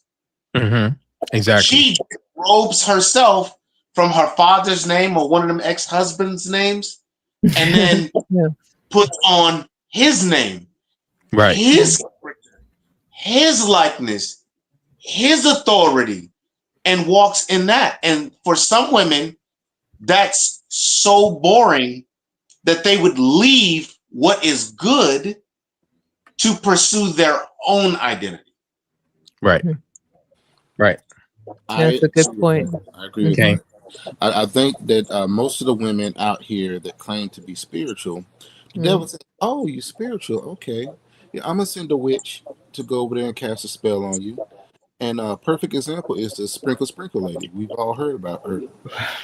That specific chant, sprinkle, that was a spell she was casting on women, and they fell for a hook, line, and sinker because they were women without covering. Yeah. We lost. Hallelujah. We lost. Hallelujah. We don't know. You don't know that? Haven't heard, Brother Jay. Well, it's a TikToker lady called Sprinkle, and she said after all her bad advice, she gives really bad advice to women about using men and abusing men, and then after that, she always says sprinkle, and the women learn to say sprinkle after that, like amen, amen. She uses to replace amen. But they have, they have Yeah. other triggers. They have other triggers and other ways to cast spell on them. Mm-hmm. We ain't got to go into that. I don't want to give time and energy to an entity that is blasphemous to the message that you were putting out. I would rather give energy and focus to that. I appreciate y'all explaining who Tinkerbell is. But Tinkerbell. Yeah. Yeah. All right, so why do most single sisters never get married? And here's the answer that I had is that because they want a husband without becoming a wife. And Yah will not reward rebellion with covenant. He's not going to go into covenant with someone that's going to be rebellious. And that's just point blank. The woman is saying, I want to be a wife, but I don't want the terms of the covenant of a wife. I don't want to subscribe to that. I don't want to assimilate to that. I don't want to submit to that, right? But I want the title. I want the fringe benefits that comes from it, right? I want to be able to I want to be able to show my rock, right? But I don't want to have to live up. I don't want to have to do the things that the covenant says that I'm supposed to do. So much so that in a lot of the marriage vows, right? They've changed the vows, right? Yeah. To obey and to serve, right? No. Like now they took that out because they don't want that in there, right? Because that's subservient, that's beneath women. Like that should be treated like a doormat, like serve, right? And so that's just the reality of it. This is that they want a husband without becoming a wife. It's a wife is something that a woman becomes in a marriage, right? In Hebrew we say isha, right? But it's something that the woman becomes in a marriage, right? And there's a description, there's a job description, right? There's a duty, just as there's a duty and a description for what a husband, an ish is. It's a description, right? They want the title, but they don't really want to do the work. They want the title, but they don't really want to follow the description of what the job entails. And they scorn it. Problem. Yeah. That's no, I'm sorry to cut you off, but I just think that we scorn when we really find out what it entails, we scorn it. We it means to serve. It means to humble myself and submit. Like it doesn't. It shouldn't have to take all of that, and then wonder why the marriage really for them doesn't really become successful, right? Right. That Proverbs 12:4 says that an excellent wife is the crown of her husband, but she who causes shame is like a rottenness in his bones. So there's a goal that a wife should have, and that is to make him king. That is to make him Lord in her home, but just the very idea of even looking at him as being her superior is shunned, right? And so that's why you have egalitarianism, feminism, 50-50, all of that, right? In the other passage that I have here is Isaiah 4:1, right? And this is what Yah says will actually save women. As we find that there is this deficit of women getting married, like less women are getting married, more and more single women are remaining single, right? As said in the title, Isaiah 4:1 is that as 7 women will take hold of one man in that day, saying, we will eat our own bread and we wear our own clothes. Only let us be called by your name. Take away our reproach, and their reproach will be their shame. Right. Yeah. And so there's a shame that women are really bearing today, right? But have not quite, by and large, not reached the point. It's starting to happen, but not really recognizing that shame can only be taken away as they become wives. They're chasing career, They're chasing status, right? They want to be the IG model. They want to get all of the likes. You know, they want to go and live their best life, have their hot girl summers, right? Year after year, going on the trips and all of that, what have you. Or just want a guy to fly them in, have a good time, you know, in his nice ride or what have you. And thinking that that's the quality of life, but really the quality of life is her purpose. And her purpose is there to serve. And then we really want to add on that. They got. Nowadays, I'm hearing all over the place that the serving part is a scam, and the modern women they think that the women of old and what my sisters are doing right now is so demeaning. You know, to submit to a man is a scam, right?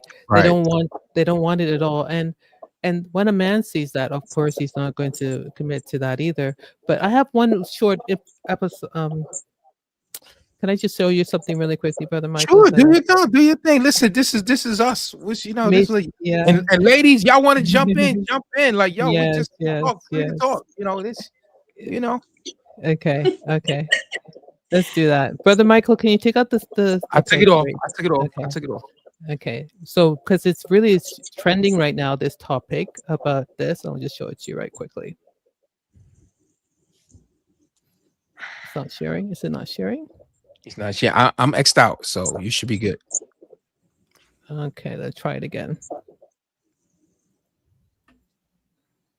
Yeah. There we go. Okay. Ladies, if a man gives you a ring and proposes marriage to you, it's because he's done playing the field. He's done trying to get all the ladies. He's maybe balding a little bit. He can't get the ladies anymore. So now he has to settle down. And settling down means finding somebody who's available that likes him enough to put up with his shit. And then he makes you feel special with a ring. He just needs access to a woman's body for the rest of his life. He can't go out and play the field and get the women he used to. So now he'll get married, because marriage is making sure you have it, because it's getting a little scary out there when I can't pick up these ladies. So I better settle down and get married. Marriage for a man is just maintaining access to a lady's body, to making sure they always have access to that, because they need it. Because they will go crazy without access to a lady's body. They're extremely horny all the way up until the day they die. Just horny. So marriage is to make sure that you stay and sleep in his bed, and he always has access to a lady's body. He's done trying to find, like, what kind of hot lady I can get that was cool. Now, what other kind of hot lady I can get? He can't get the hot women anymore, so he's settling down and getting married to you. It's not an honor.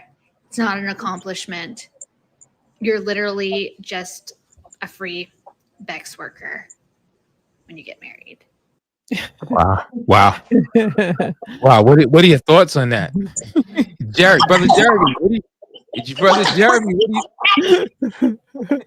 Brother Jeremy, what's your thoughts on that? Shalom, brother. Word of the Lord. Yeah, what's your guys' thoughts on that? It's funny when I hear, when I hear feminists try to flip the talking point to make it sound like it's the men, but it's really just a form of projecting. Yeah. And they know it. It's like crying. It's like crying, but saying that it's somebody else's fault that you got hurt. Do you notice that she tried to project a reality that a woman has on a man for why he wants to get married in a later You notice age? she flipped it, yeah. She flips it, right? She's projecting that he's on a clock somehow, you know, and so now he wants to get married because the clock is running out, right? So he's on the clock. Yeah, he's on the clock, right? So now he want to get married because he's on the clock, because he's about to run out of how would you call it, seed? He's gonna run out of seed. Yeah, he's on the clock. Meanwhile, not Robert Niro, Tony Montana, the guy that plays Scarface. Yeah, at 80 years old, he just had another. He just had a baby. Yeah. Indeed. Indeed. You mean behind the mirror? Would you date yourself? Yeah, really. You guys are cold. Yo, you guys are cold, man. You guys are cold, man. Do you mean De Niro or do you mean Al Pacino? Al Pacino was Scarface. Yeah. Yeah. De Niro with a bunch of other people. Yeah. Now, Al Pacino had one at 83 and Robert De Niro one at 79. Okay. Babies. Yeah, babies. Listen, guys, I want to take a do something a little different here. I want to surprise everyone. I didn't say anything to anybody on the panel. Ooh, okay, let's go for it. Right. And it's a little surprise night. Somebody gifted me with this weekend, right? And it's for digging in the word, right? And I want you guys to check it out. And I want you to let me know what you think of it. Okay. All right. Be honest with me. Okay. Y'all ready? Okay. Yeah. Welcome to the deep side. This is Mike Allen, and you're tuned in to Digging in the Word. Can put it a little bit louder. Yeah, you failed us with the volume. Start over. You're going to have to start over. Put it loud. Yeah, put it loud. Y'all ready? Yes, and all right, here we go. Line by line, every seed gon' grow. With Mike Allen breaking down what you need to know. Digging in the word, let the spirit speak. Life in your steps and strength for the weak. Every page turned, hit your soul so clean. Digging in the word, where the truth is seen. Turn it up now, let the word unfold. Breaking down scripture with a fire so bold. From Genesis lines to the prophets and kings. We're learning how to walk through the storms life brings. Hope for the hurting, peace for the day. Mike Allen brings the truth in a fresh new way. Open up your heart, let the message be heard. This is real life talk when we dig in the word. Digging in the word, yeah, we going in deep. Truth for your heart and the wisdom you keep. Line by line, every seed gon' grow. With Mike Allen breaking down what you need to know. Digging in the word, let the spirit speak. Life in your steps and strength for the weak. Every page turn, hits your soul so clean. Digging in the word, where the truth is seen. Bible in your hand, mind locked in place. Truth on the mic, this is food for your faith. We don't chase hype, just the Father we serve. And every episode hits you right in the word. Step by step, yeah, we walk in the light. Breaking down darkness with truth so bright. So relax, lean in, let the message be heard. This is Mike Allen, digging in the word. Very good. Oh, yeah, digging in the word. That's smooth. That's fire. That's for you right there. Mike Allen on the mic every week. Digging in the word. Fade with ad-libs. Yeah. Keep digging. Keep growing. Stay in the truth. Yeah, so when I was in the studio, when I sang that this weekend, wow, that's very good. But since I didn't hear the beginning part, let me do the bit because I had it down low. I'm gonna just do the beginning part. Welcome to the deep side. This is Mike Allen, and you're tuned in to Digging in the Word. Digging in the Word, yeah, we going in deep. Truth for your heart and the wisdom you keep. Line by line, every seed gon' grow. With Mike Allen breaking down what you need to know. Digging in the Word, let the Spirit speak. Life in your steps and strength for the weak. That's the objective, Brother Nathaniel. Your soul so clean. Digging in the Word, where the truth is seen. Turn it up now, let the word unfold. Breaking down scripture with a fire so bold. From Genesis lines to the prophets and kings. We're learning how to walk through the storms life brings. Hope for the hurting, peace for the day. Mike Allen brings the truth in a fresh new way. Open up your heart, let the message be heard. This is real life talk when we dig in the word. Digging in the word, yeah, we going in deep. Hey, for your heart and the wisdom. tell Chris Brown I'm gonna need him to stick some hooks on my stuff too. Very good, very good. Digging in the word, let the spirit speak. Life in your steps. I thought you said you just playing the beginning part. Every page turn. I got caught up. It catches me every time. I'll be listening in the car. I'll be like, oh, and they be like, yo, look at I think we need to have an intermission with with that song in between and in the beginning That and could the definitely be end. the intermission music. Yeah, I mean, it's good for intermission. It's good for starting off because I do that long intro thing. I could just have it looping and keep playing and what have you. But no, it is good. You like it? Y'all like it? Y'all like Yeah, oh it? yeah, Y'all like I definitely love the music. That needs to be put on the set first time immediately. hearing it, I loved it. I was brothers like, and sisters, I have to go tonight. Shalom, all right, to brother. everybody. Shalom, brother. Okay, Blessings, man. I'll be catching the replay. Shalom. Thank you. Yeah. Dear brother, gifted me with that this weekend. He said, "Yo, check this out." I'm checking. I'm listening. I'm like, my head going. I hit it back. I say, "Yo." he did a great job. Wow, excellent. Yeah. Brother Graybeard did a great job. I love it. Yeah, that's great, man. That was great, man. He was Great Bear was the rapper, man. All righty, there you go. All right, now we gotta go back to class, guys. Fun's over. Schoolyard time is over. All right, so we have some documentations. We're gonna look at some documentations. All right, let me pull these documentations up. Wow.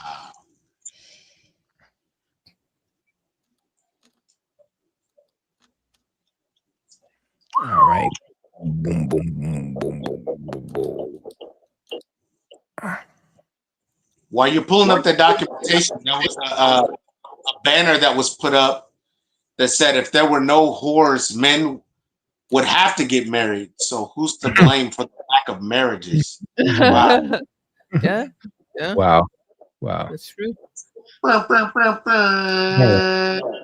I mean, could that be? Because I'm just going to put it out there. Could it be that plays into everything as well? Because you got the women on one side saying, "Oh no, I have these expectations and all this other stuff," but then on the other side, the men are like, "I don't want to commit, but I want the privileges of having a wife, but I don't need a wife because." You see what I'm saying? Yeah, Yes, it's like a reciprocal thing. So it's like it's happening on both ends. You see, it's the breakdown of the culture, and then I think a large part of it, along with all of the moral decay and the moral decline, is definitely prescriptive monogamy is killing it. It's definitely prescriptive monogamy. Really, when you look at it, it really causes both men and women's standards to go down.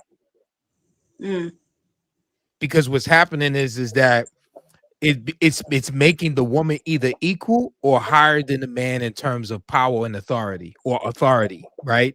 When that happens, and when that happens, and when that takes place, she's not being led, and when she's not being led, it's gonna lead to a destruction, of the marriage. The marriage is gonna, more than likely implode, and that's what it actually encourages, and that's the reason why there's such a high divorce rate in prescriptive monogamous relationships.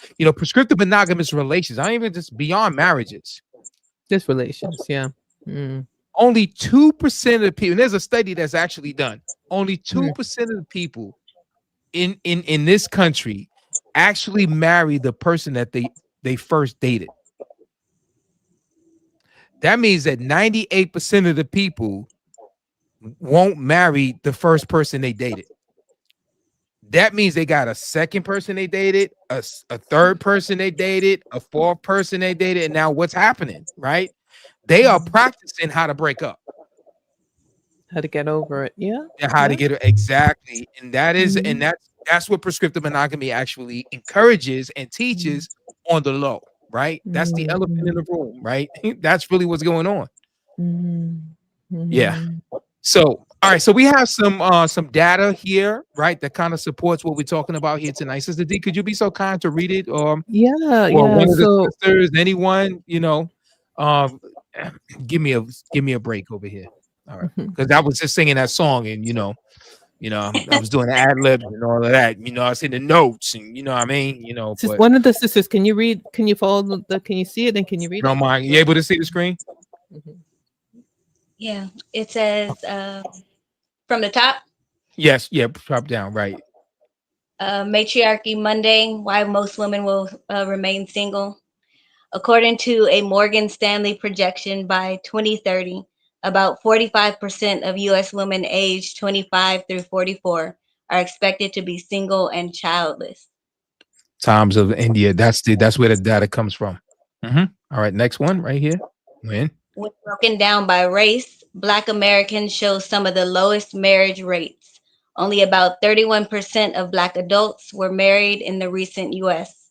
census-based survey, blackdemographic.com. All right. Moreover, nearly half of the Black women, 49%, have never been married, up significantly compared to past decades. Also, Black. Right. I don't know if that's a recent, because the one that I remember is that only 74% of Black women have never or never will ever taste marriage, never experience marriage. Only 26% will have gotten married or at one point, at some point in time of their life. Wow. All right, go ahead. These trends reflect a profound shift in marriage dynamics, especially in communities historically tied to covenant family structures, and demand sober reflection from our Torah observant families. Okay, go ahead. 10 reasons, please. Top 10 reasons women tend to give for not being married. Here are 10 of the most common reasons women cite for not marrying, drawn from social research, surveys, and cultural commentary. Financial independence, career priority. Many women feel they no longer need marriage for economic security. They're self-sufficient and committed to their careers. Notice the difference, right, in the attitude. In Isaiah 4:1, the women were saying, listen, we got our own money. We got that. We could pay for our own clothes. We could pay for our own food, but we recognize we need marriage. Whereas the women in today's cultures, we got our money, so we don't need marriage. That's something, yeah. Between the two? Right. Okay. Sis? Fear of inequity? Of inequity in marriage. Some believe that marriage still often burdens women with more domestic labor, emotional work, and responsibility than men, making the trade-off too steep. Yeah, so yeah, definitely. That's a definite. Okay, right there. High expectations. Oh. High expectations, looking for Mr. Right. Women may delay marriage because they are holding out for what they consider the right partner, someone who meets high standards in character, faith, and stability. Past trauma or relationship hurt. Broken relationships, betrayal, or emotional wounds make some women reluctant to enter into marriage again or for the first time. Yeah, they get jaded, getting burned, getting hurt. And that's the other thing too. Again, prescriptive monogamy. She's getting this experience of getting hurt over and over and over and over again. And so not only is she increasing body counts, but she's increasing baggage, in her soul. And so now to feel free to say, you know what, like how Rebecca said, I'll go with him, right? I'll go with him, right? Women are very reluctant to even consider, right? Why? Because of the scars and the wounds that they carry. Freedom and autonomy. The desire for personal freedom to make one's own decisions, travel, choose lifestyle is a powerful motivator to remain single. Listen, if I get married, I'm not gonna be able to go hang out with the girls. I'm gonna be missing something, right? I'm gonna be missing something, right? Okay, distrust of long-term commitment. Some women are not ready to commit, doubting whether long-term partnerships will provide emotional safety or equality. So what do they trust? Right? It's, what it boils down to is, what are you going to trust the most? Okay. Disillusion. Mm-hmm. Okay. Oh, No, that's not. I was disillusion just trying to read it. from divorce observations. Seeing high divorce rates among friends or family can discourage women from marrying, fearing similar pain and instability. Right. Now, and that was the point that I made earlier about the young men. Like they're seeing men get burned, right? So now they're like, yo, what he got is hot. I don't want that. So they'll stay away from it. And so it's the same thing with women. They're seeing women, in these situations, and they're having all these babies, and they never get their hair done. They never hang out. They never get to go to the club. They can't go on the trips. They, Yeah. And so, so it becomes scary to them, right? This whole idea of being locked down, right? Okay, good. Choosing to be child free. Not all women see marriage as necessary if they don't plan to have children. Marriage loses some of its traditional purpose. I think I don't know about you guys, but I think I'm hearing more and more of that today, that women, they don't want to have kids. They don't want to have children. As more and more children, are reluctant or disillusioned with the idea, or disenchanted with the idea of, wanting to have children, right? He thought that was what rivaled between Rachel and Leah, right? They want to pop out babies, right? Particularly sons. Like, not so today. Not so. Why is that? All right. So, desire for self-actualization. Women want to build their identity, accomplish personal goals, and develop spiritually without merging their journey too early with another's. Hyphenated names. They want to keep their daddy's name. I want you to bring me into your house, but I still got to keep what daddy's traditions and what daddy's values and what daddy's customs are with me. So I don't want to change my name. I don't want to lose daddy's identity, right? I don't want to lose the identity that I have, that I was raised in, right? And now take on a new identity for my life. I don't want that, right? Okay. Commitment to emotional safety. Some women prioritize their emotional well-being over relationship risks. They avoid marriage that could compromise this personal peace or force them to settle. That's it. That's it.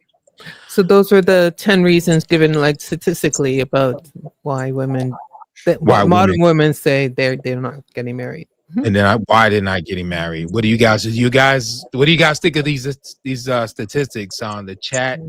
Here on the panel, anything came to mind? And we read some of the anti-naturalistic culture. Yes. Yeah. Yes. They do not want nuptials. They do not want commitment. They do not want to be married.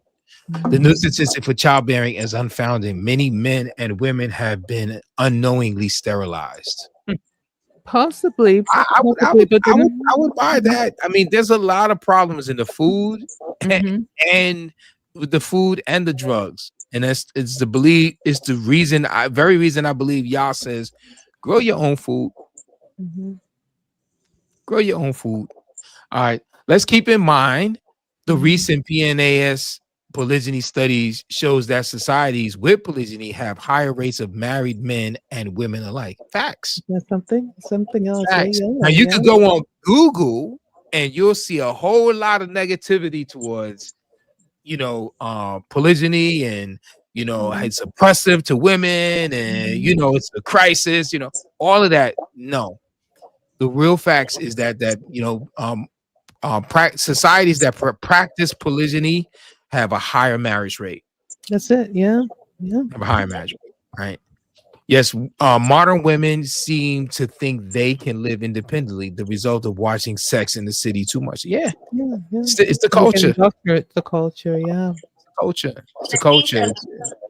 Like, you recognize that pretty much all of those reasons are tied to trauma. Like, it all ties back to trauma, and it's all like you all were saying, it's circular, because it started with just the destruction of the family. Period. Yes. Everybody's fearful and protecting themselves, and we start protecting ourselves from one another. Yes. This wave is for you. But we're really happy to we're really happy to be children. Like, we don't grow up either as women. We don't want to mature into the status of a wife, because you notice in the Bible there is no teenagers mentioned. Right. Yeah, it's either you're a youth, an infant, or an adult. Or you're a full-grown woman. Yeah, full-grown woman, right? Mm-hmm. Because womanhood happened very early, right? Mm-hmm. You figure 13, 14, 15, she could be married. 16, she could be married. Yeah, right? yeah. And she could be We're married. Mm-hmm. Yeah, she could be married. I got a question. Who has kicked daddy out of the house?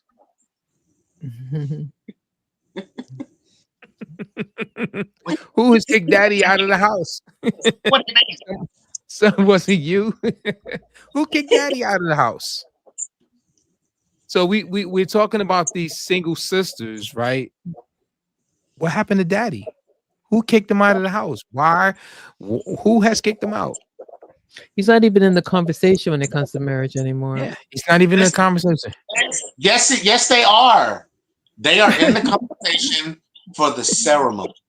For the ceremony. To walk me down the aisle and pretend to give me away, because I've already given myself away. That's true. They've been listening way too much to the brother saying, I give myself away. Give myself away. Giving them, but I need you to ceremonially give. Right, and then right. go about your life, your business.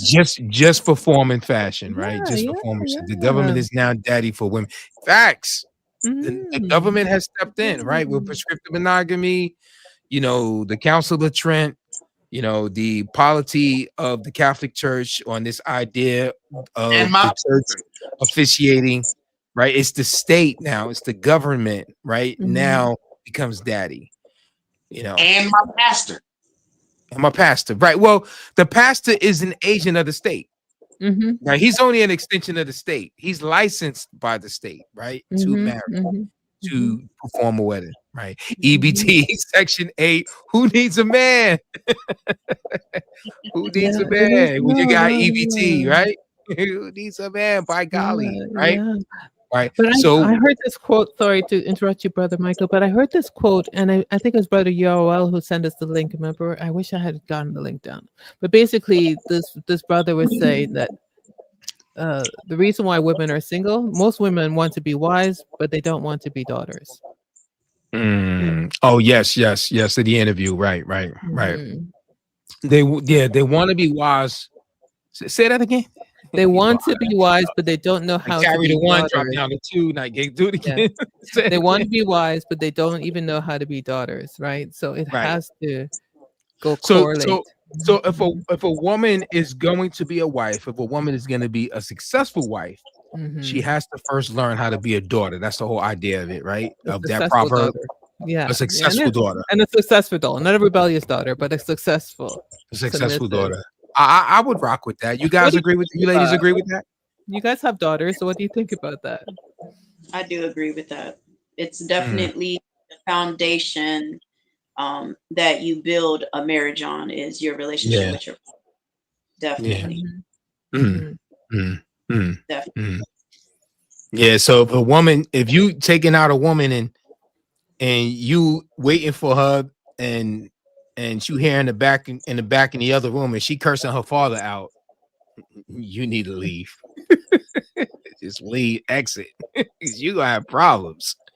Yeah, you're gonna have problems. All right. So why are there so many fatherless children? Because we kicked the men out. Kick the men out. You don't need a man, right? Right? You don't need a man. There was no marriage when the child was made. No commitment. How about that? No. There was no commitment, right? No. They're born out of wedlock, right? Yeah. Right.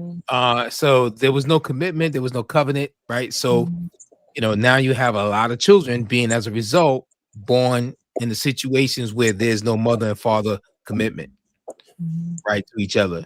Okay, all right, cool. So some men are just not responsible, have abandoned their family and are kicked out of the house, right? And so Isaiah 3, we see this, right? We see the dilapidation or the deterioration of male leadership, male headship, right? And as a result of it, what happened to the society in Isaiah?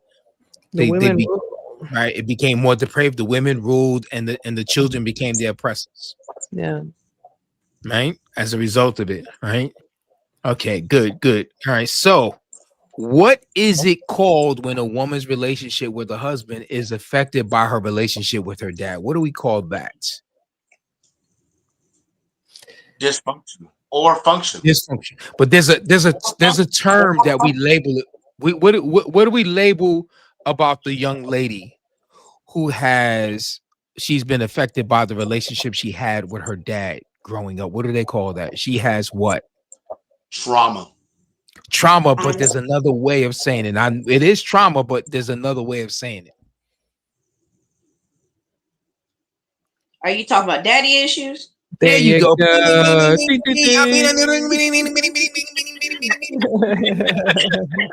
what if their relationship is good? And it affects her relationship with her issue positively. Yes. She has daddy issues. So she's carrying that trauma. That's just like I looked at her like that because she said it, but she wouldn't say it out loud. So then she just said it because she was afraid that she was wrong. Okay, but they're looking out for you.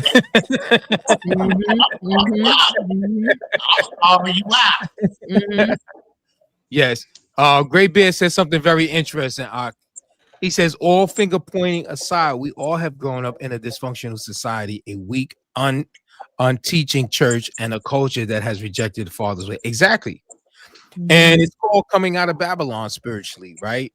And this goes back to what we talked about in the beginning, right, of the discussion, right? This idea of marrying a young lady who is unequally yoked with you. Well, to a certain degree, right, when it comes to following Torah, most of us have not been born in the culture and raised in the culture, right? So we are conforming to something that we did not know growing up. You get what I'm saying? So in that sense, we all need time. To your point, we all need time, right? And that's another reality as to why, there's this reluctancy of, whether either getting married or lack of patience in being married, and then the other one, you don't think that they are where they should be at, or where you think they should be at, right? We are so far behind. Listen, just because I have a frame and I put tires on it, I can't make the car go. Like, I have to put the time into creating, crafting, developing, painting, help with the interior. Wiring, all of that stuff, yeah. And the biggest issue is, right, what we do with Torah, or when we come into Torah, we keep the frame, right? But there has to be a whole engine transplant that requires rewiring. And that takes time. It don't happen overnight. Sometimes it don't happen over a month. Sometimes it could take a year or so, like, to help your wife reconnect and connect. Like, if you were in a 70-30 situation where she was running 70% and you was just there, to eat the food and say, good job, right? Now, right, 70-30 got to go up to 60-40, 50-50, 60-40. You see what I'm saying? That takes time for her to connect the pieces that got to be connected in this new engine that you're putting in her called Torah. Yes. And you're expecting her to run on all 12 cylinders. That's a 12-cylinder ride, baby. You expect her to run on all 12 cylinders. You got to connect all the right pieces. You can't connect 4 cylinders expecting her to run on 12. Yeah. She putting up the heel.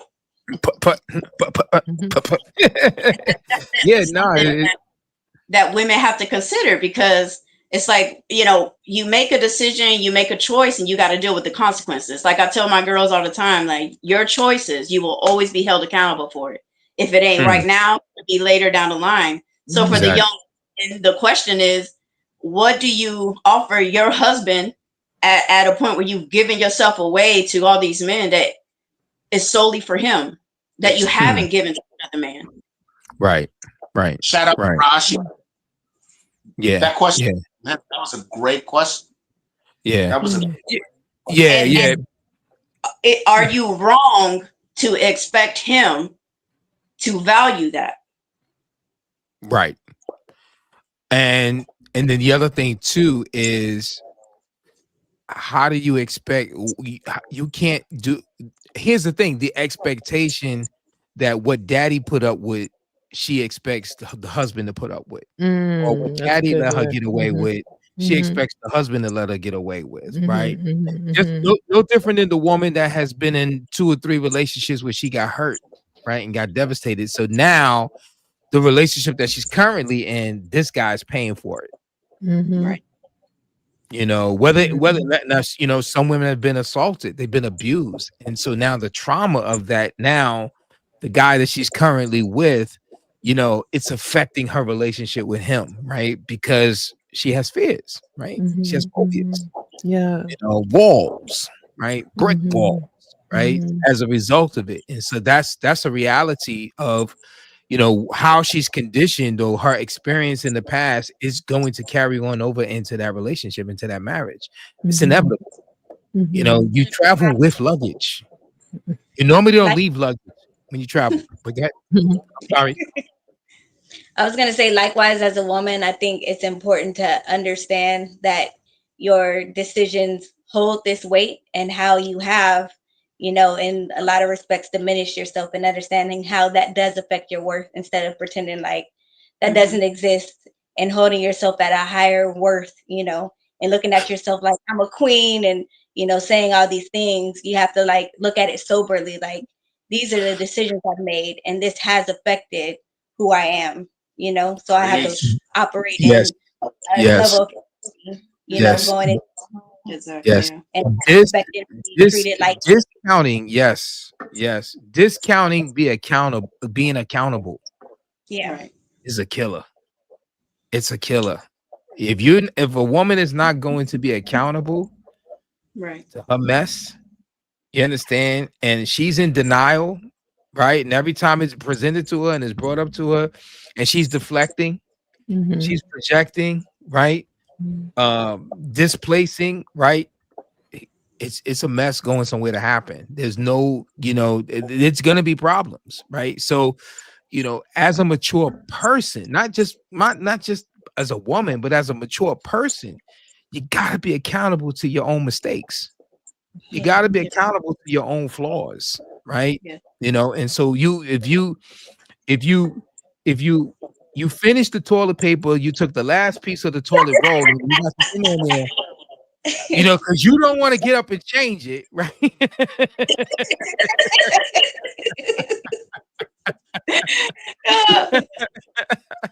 You don't want to change it, you know what I mean? Like, yo, like, no, like, stop, like, carry your load, because you create a problem for everyone else, right? Now, why I gotta change the toilet paper every time I gotta use the bathroom? Right. Listen,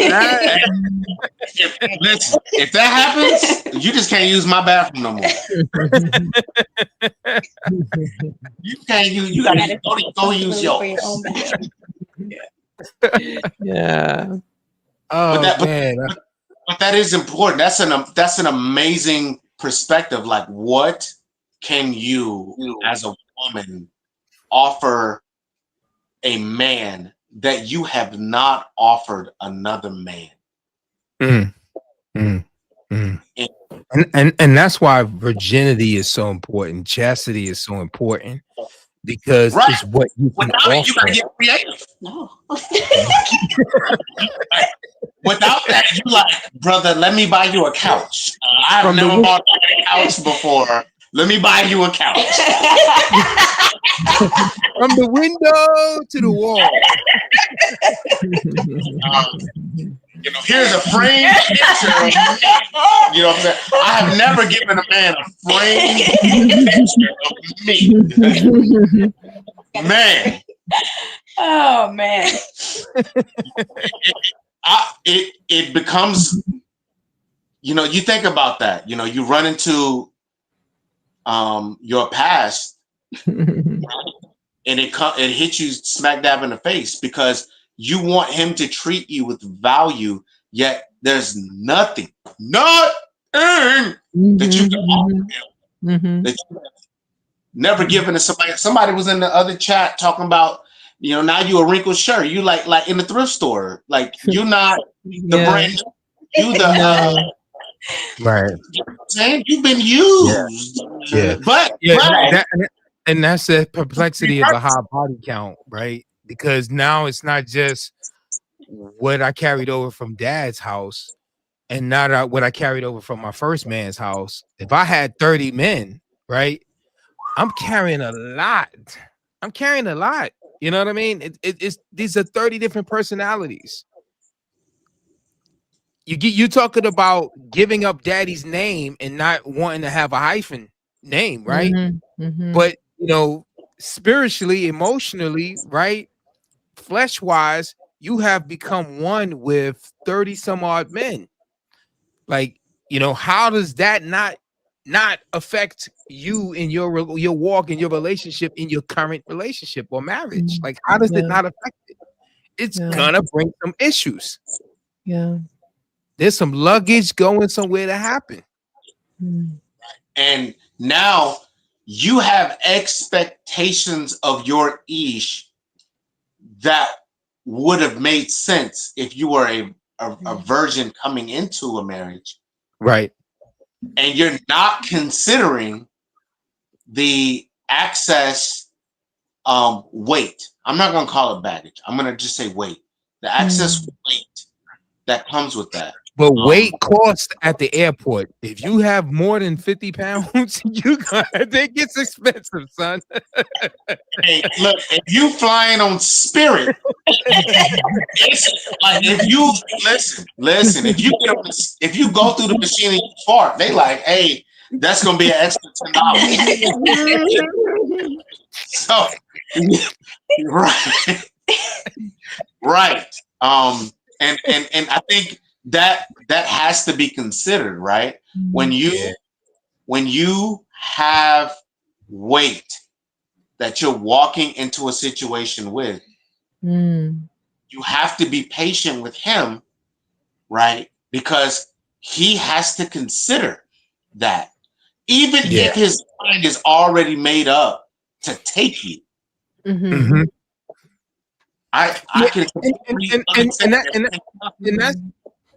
that's another thing too. Is like a lot of times we don't really think of it like that. It's traumatic for a guy to know that his wife has a past. You know, sometimes they might not find out until later in the relationship. Like, because a lot of times that's what's happening. Like, people get together, they get married, and they don't really tell, right? But it comes out. Oh, and by the way, I did this, you know, or they go different places and they keep running into old boyfriends. Baby, how many boyfriends do you have? Huh? Don't let a video pop up. A video, right? Like really? Like, you know, and it becomes a problem because now it's trauma for the man. Because now he's got to deal with the embarrassment. He's got to deal with the shame. He's the idea of knowing that somebody else they were in that space, right? That sounds like Shia. Come on now. He took our shame upon him. Right. But here's the difference. Here's the difference. Most brothers are not to the level of Mashiach. And that's what I'm saying. Like, there's a gap. There's a distance. Like, I ain't even trying to. There's a distance, right? And that's what I'm saying. You're talking about we're all coming out of Babylon. We're all coming from a perspective of past where we were not raised in this stuff. We weren't born into this, right? We weren't circumcised at the 8th day on our 8th day, according to Torah, right? Maybe according to the Presbyterian hospital that we was born in, right? At the state, but not necessarily based on Torah. And so there's a difference, right? And so not being reared in that, you know, we have to be transformed by the renewing of our minds, and that takes time. That does not happen because you say, you know, I believe, right? You really got to purge, you got to change, you got to grow, you got to learn. Learning takes time. It takes time. Yeah. You know? Yeah. And look at the importance of fathers in that, though, because a lot of the body count, all of these issues could really be curbed by a father stepping up and taking their role serious and being in the forefront. You know, Right. like if like consider like our situation, right? He goes and he sets up an arrangement for his daughter. He knows his daughter. He knows his weaknesses, her strengths, her pet peeves, stumbling blocks, all of it. And when he goes, he surveys, it's not about like emotional, it's literal success rate high because he's matching them together for the best success that they could possibly have. They could possibly have. It ain't about looks. It ain't about, you know, and to some degree, it's not even about talent. It's about this child, this daughter has the propensity to yield or can carry the weight when it comes. Right. Exactly. I'm sorry, I didn't go up. Numbers. I put numbers 5, but it should be numbers 30, right? Yeah. We talked about this earlier, right? Numbers 30, right? Let's go down here to the marriage one.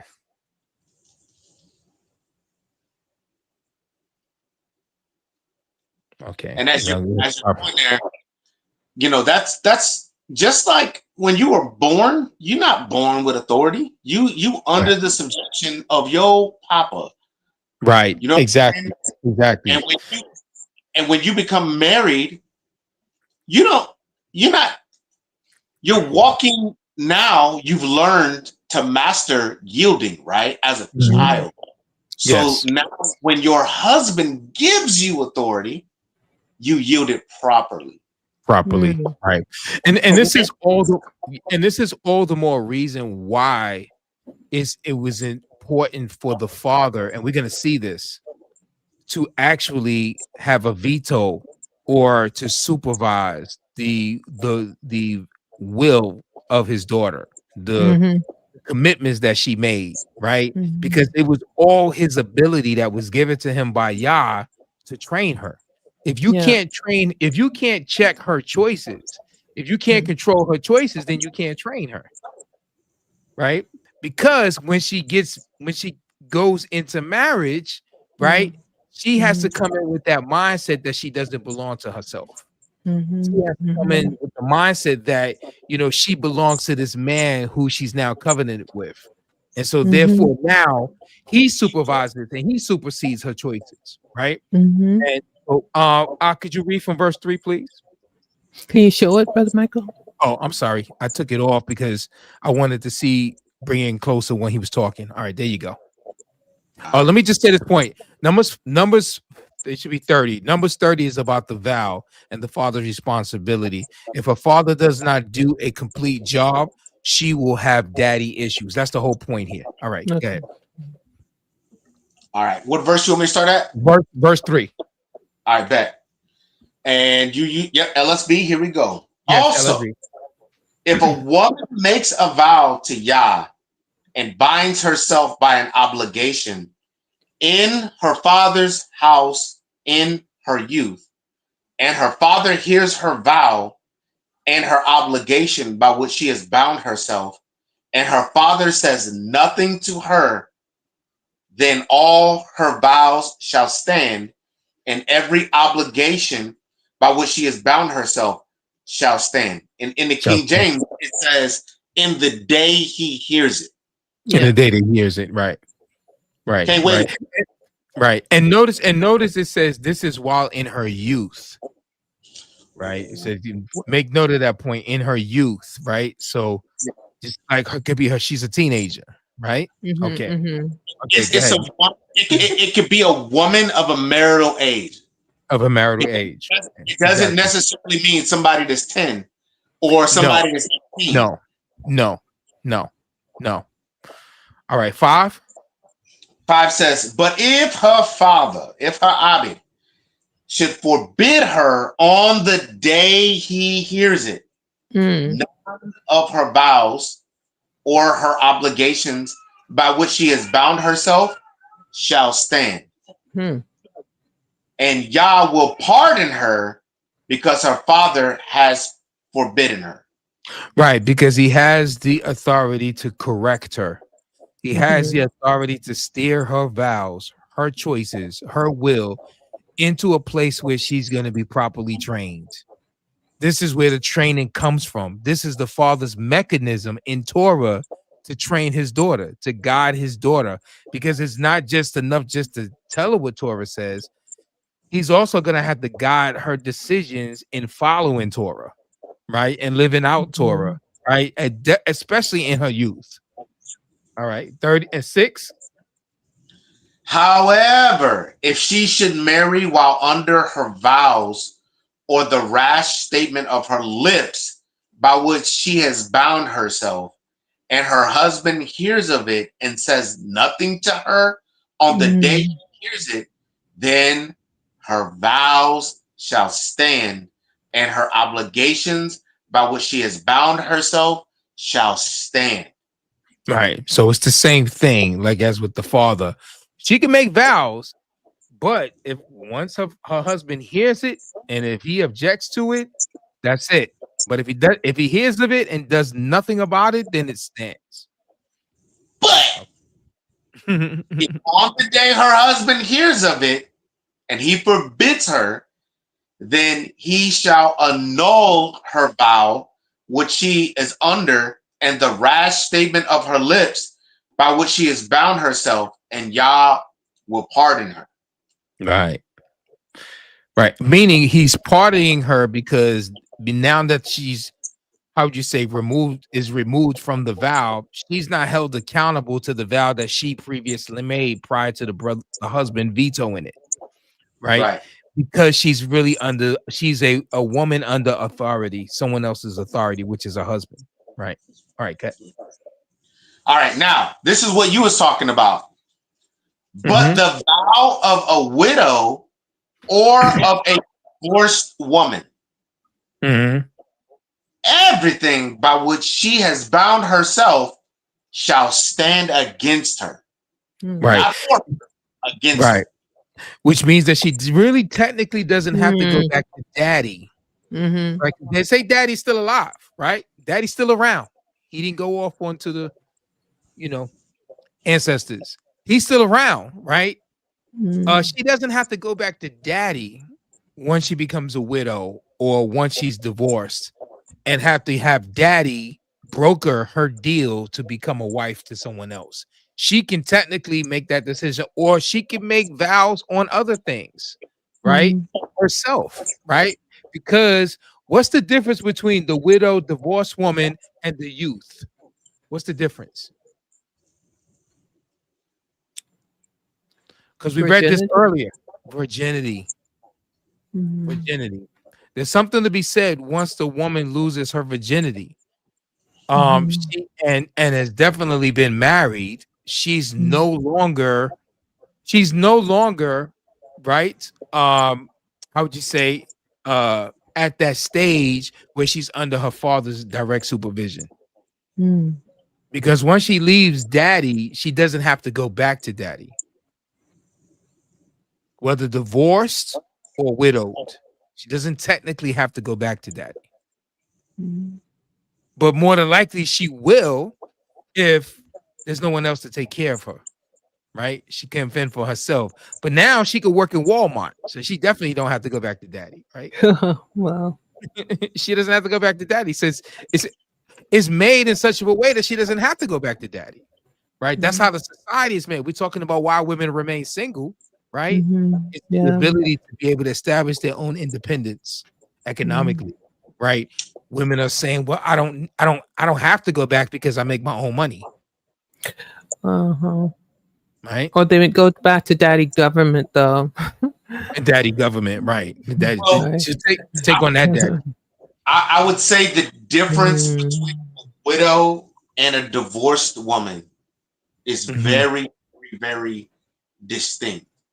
And a widow can be a woman who venerates her husband so much that she would not want to take on another man's name because her desire is to preserve the honor and legacy in her attachment to her husband who is passed on, right? And that husband has done his job, you know, and I say that, you know, in air quotes, in that he has given her a son who can now take care of his mother, his Ima, because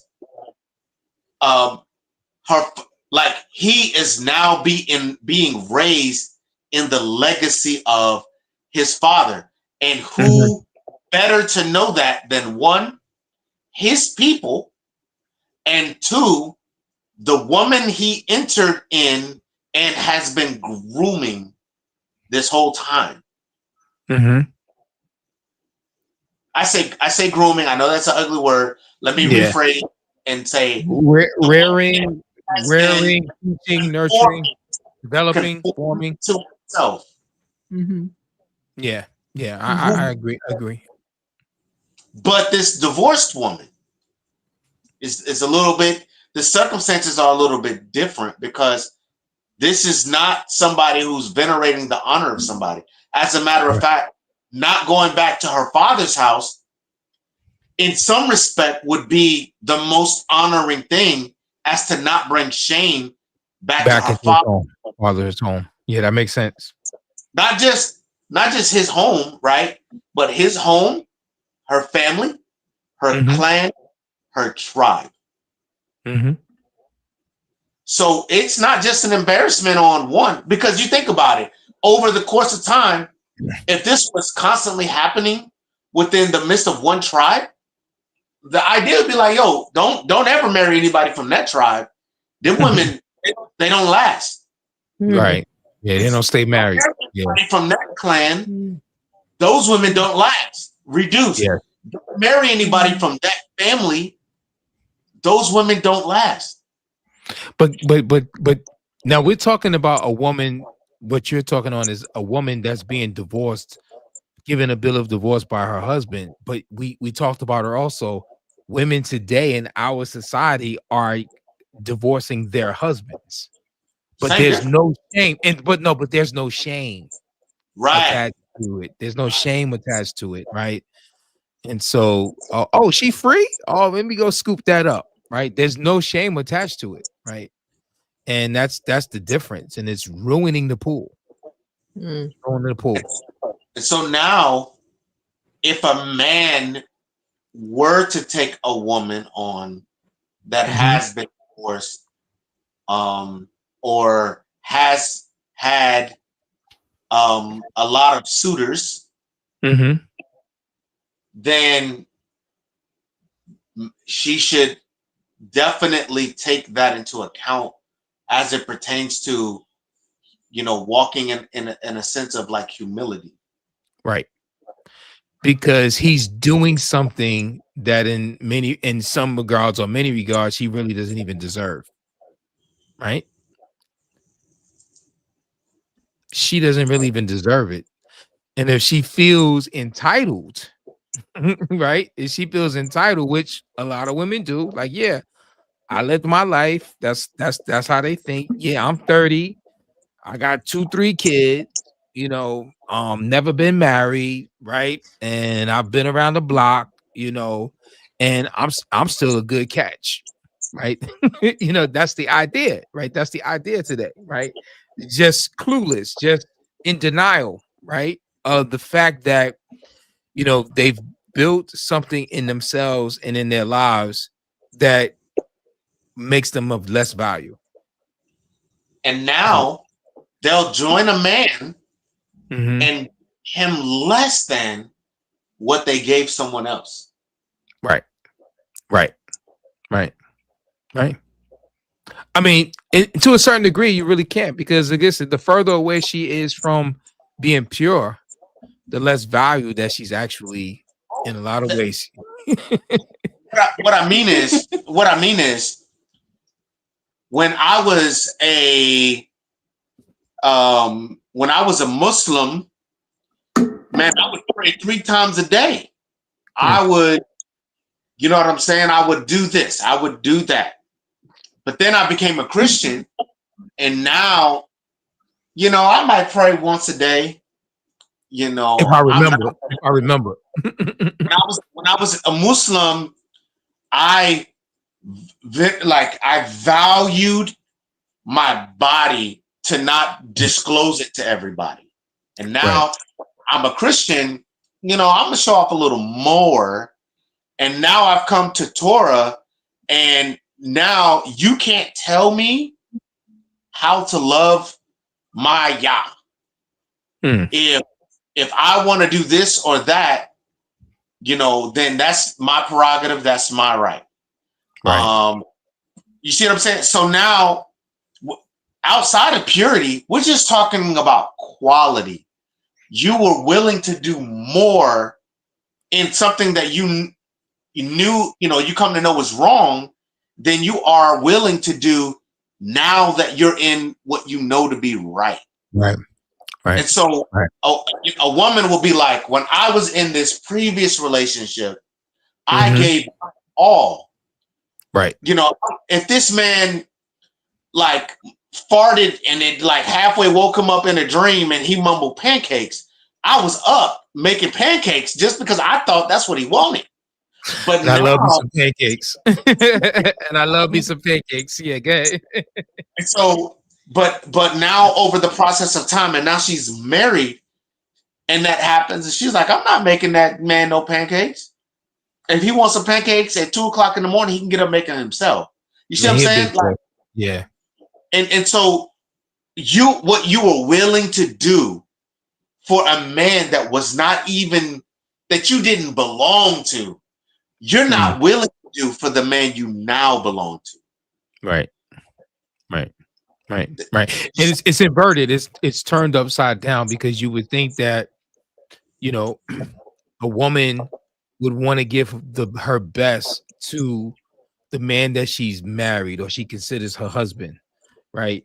But the guys that don't want marriage, not interested in keeping her, just want to use her, pump and dump, however you want to word it, right? She's giving them a whole lot more than the man that's trying to give her value. And it just only goes to show that the society has geared women towards inverting this thing in the direction it's supposed to be, right? Turning it upside down, right?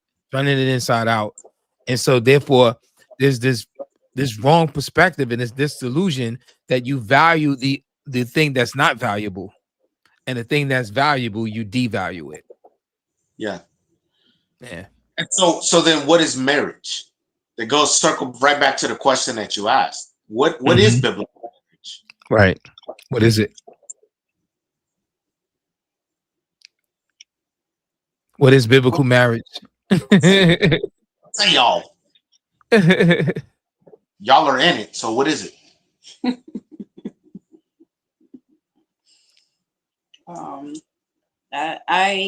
I would say that biblical marriage is, I don't know, because it's like we can make it so deep when it doesn't have to be. You know what I'm saying, in the definition, but it's commitment and devotion that starts with your father's house and transfers to your issues. Wow. Okay. I like that. I'll take that. I'll take covenant union. Marriage is a covenant union. Exactly. Can I, Go ahead, Sister Deborah. I kind of see it like a machine. Like y'all made Adam to reproduce, and in order to do that and to rule and to dominate, he added the element of Eve to help, and so together we operate and we bear children and we become fruitful. So marriage is the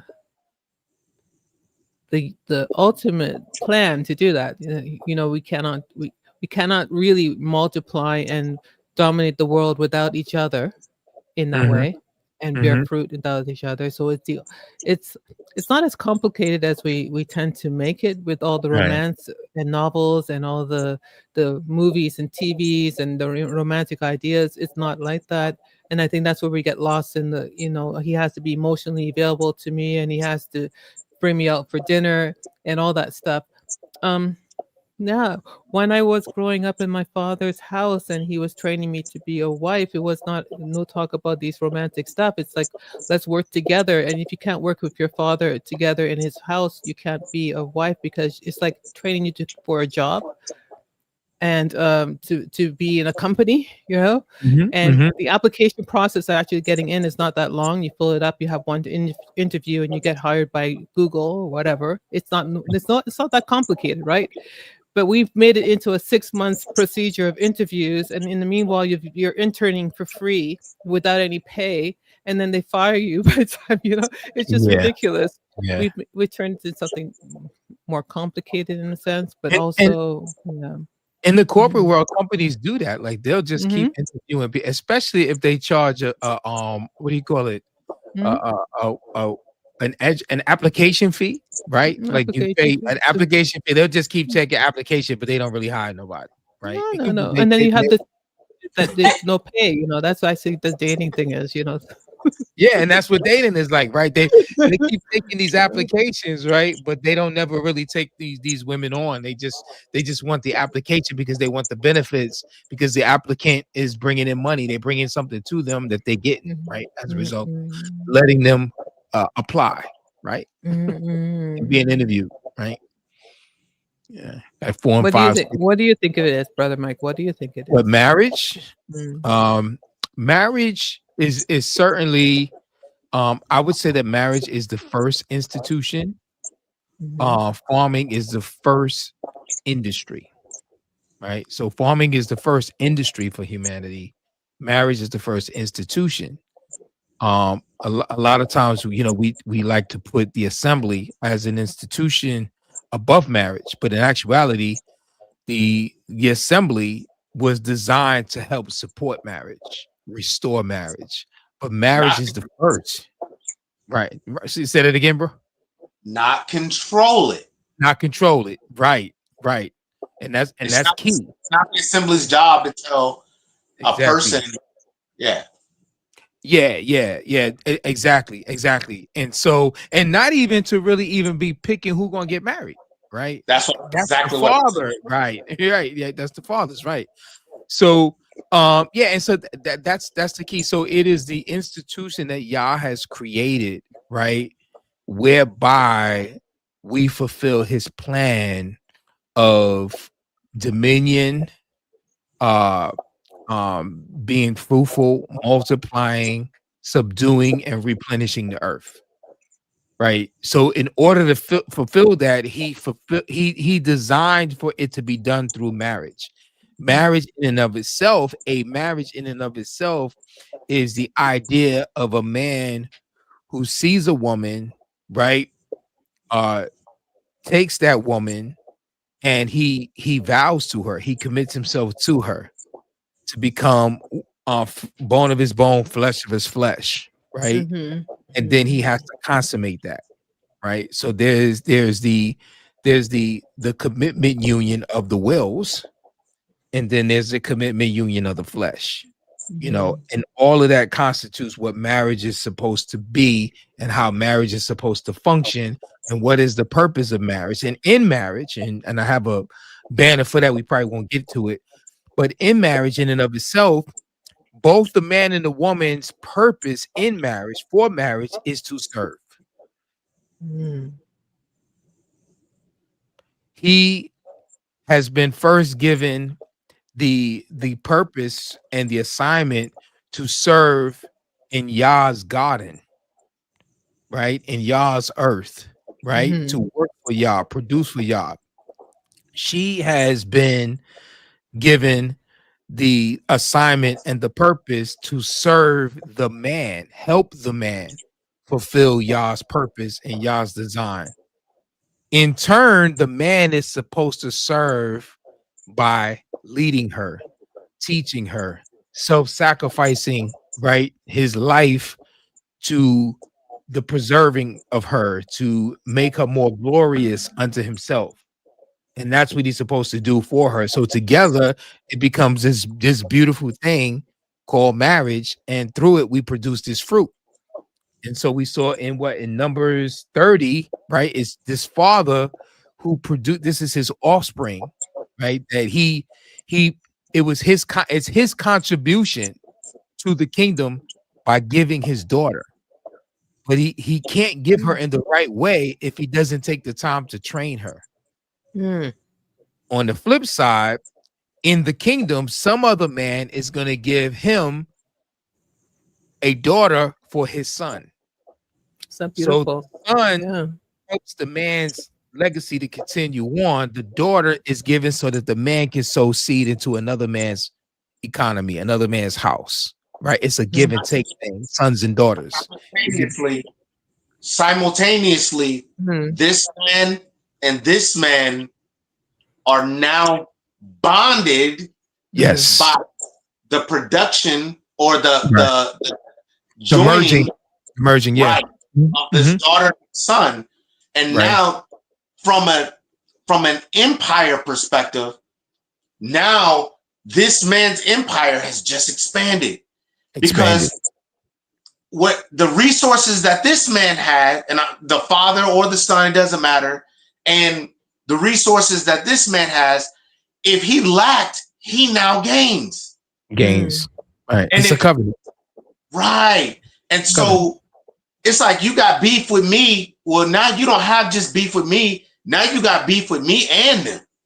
And Malek Shlomo, or Yedid Yahu, as the Most High called him, is a great example of that. The reason it wasn't because he had this lust issue on the front end. It was about attaching all these nations to himself.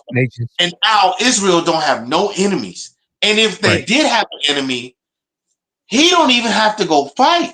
He could be like, hey, we got beef with somebody. Family. Let me call my family on the east side to go handle that. Yeah.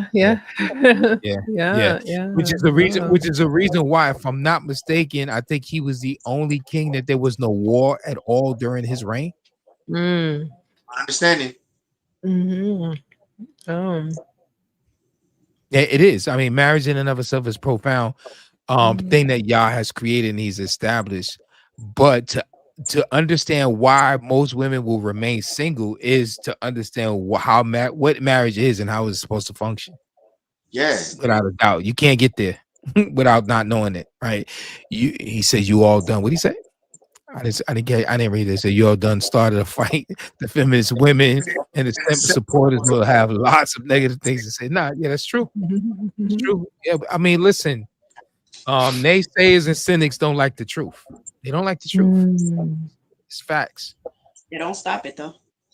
It doesn't stop it, right? It does not stop it. There's nothing that can be done, right? But there is a question here. What are some of the signs that you may have daddy-daughter issues that's causing you to remain single? What are some of the signs that a woman has daddy-daughter issues, which is the reason why she's in church for 2, 3, 4, 5 years and she's still single and she putting tithes in the offering basket, right? She's singing in the choir and she's commitment, and anytime the doors are open, she's there because she's faithful, right? Right?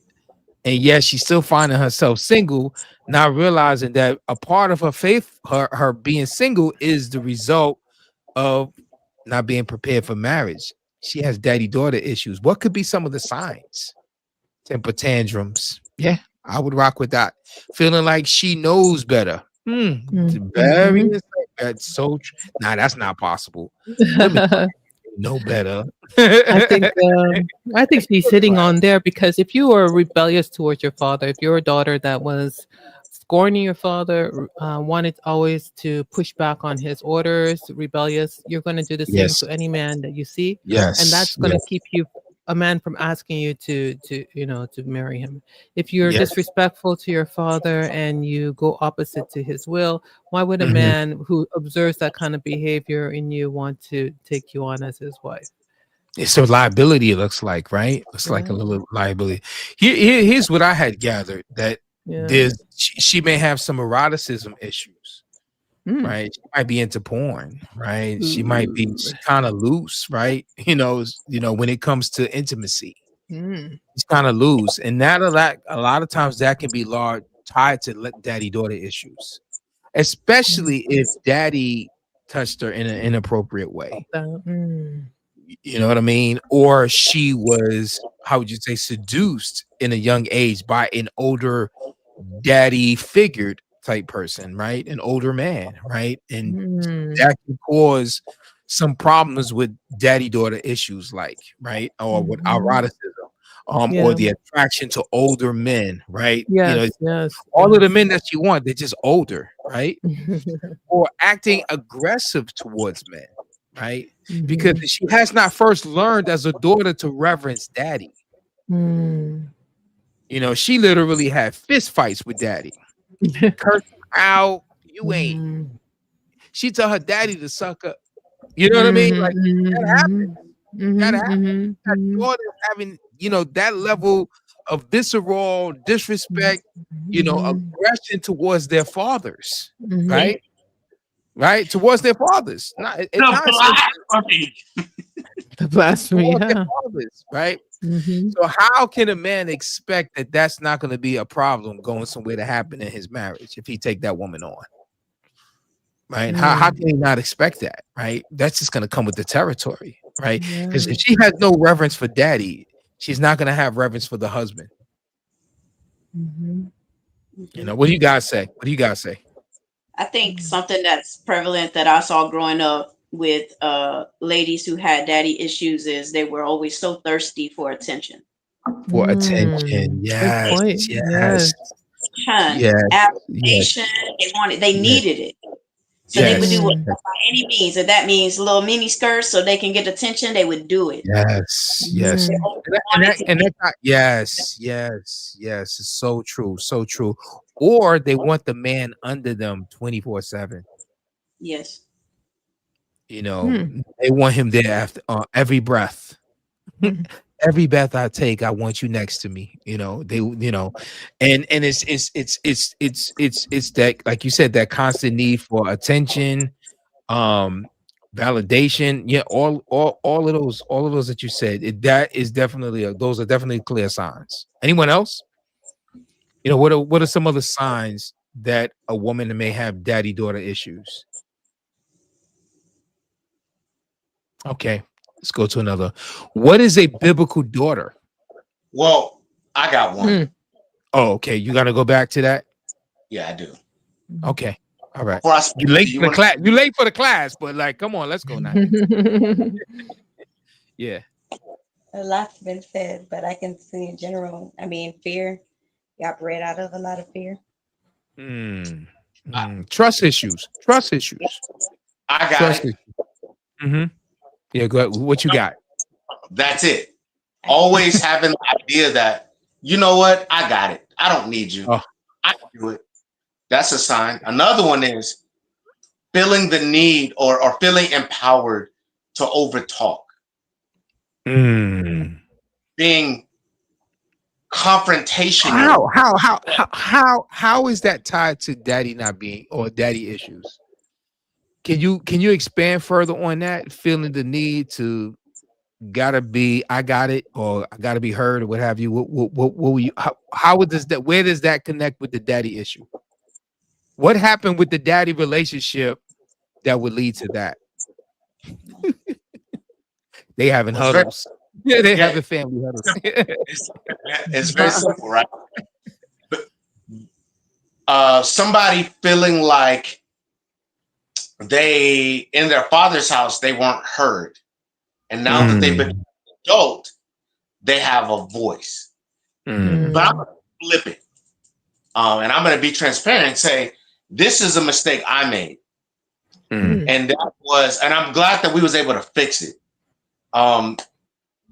It is the idea of putting a child in adult conversations and giving them a voice. Because when they hit their teenage years, then they can feel entitled to speak, to be heard.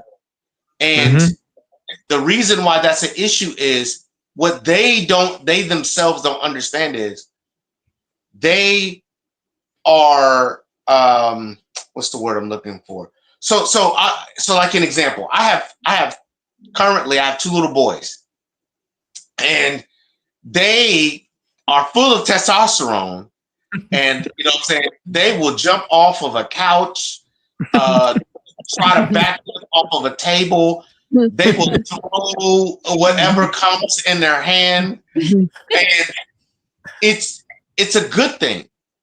It's a good thing. We didn't experience that with our daughters. Only one.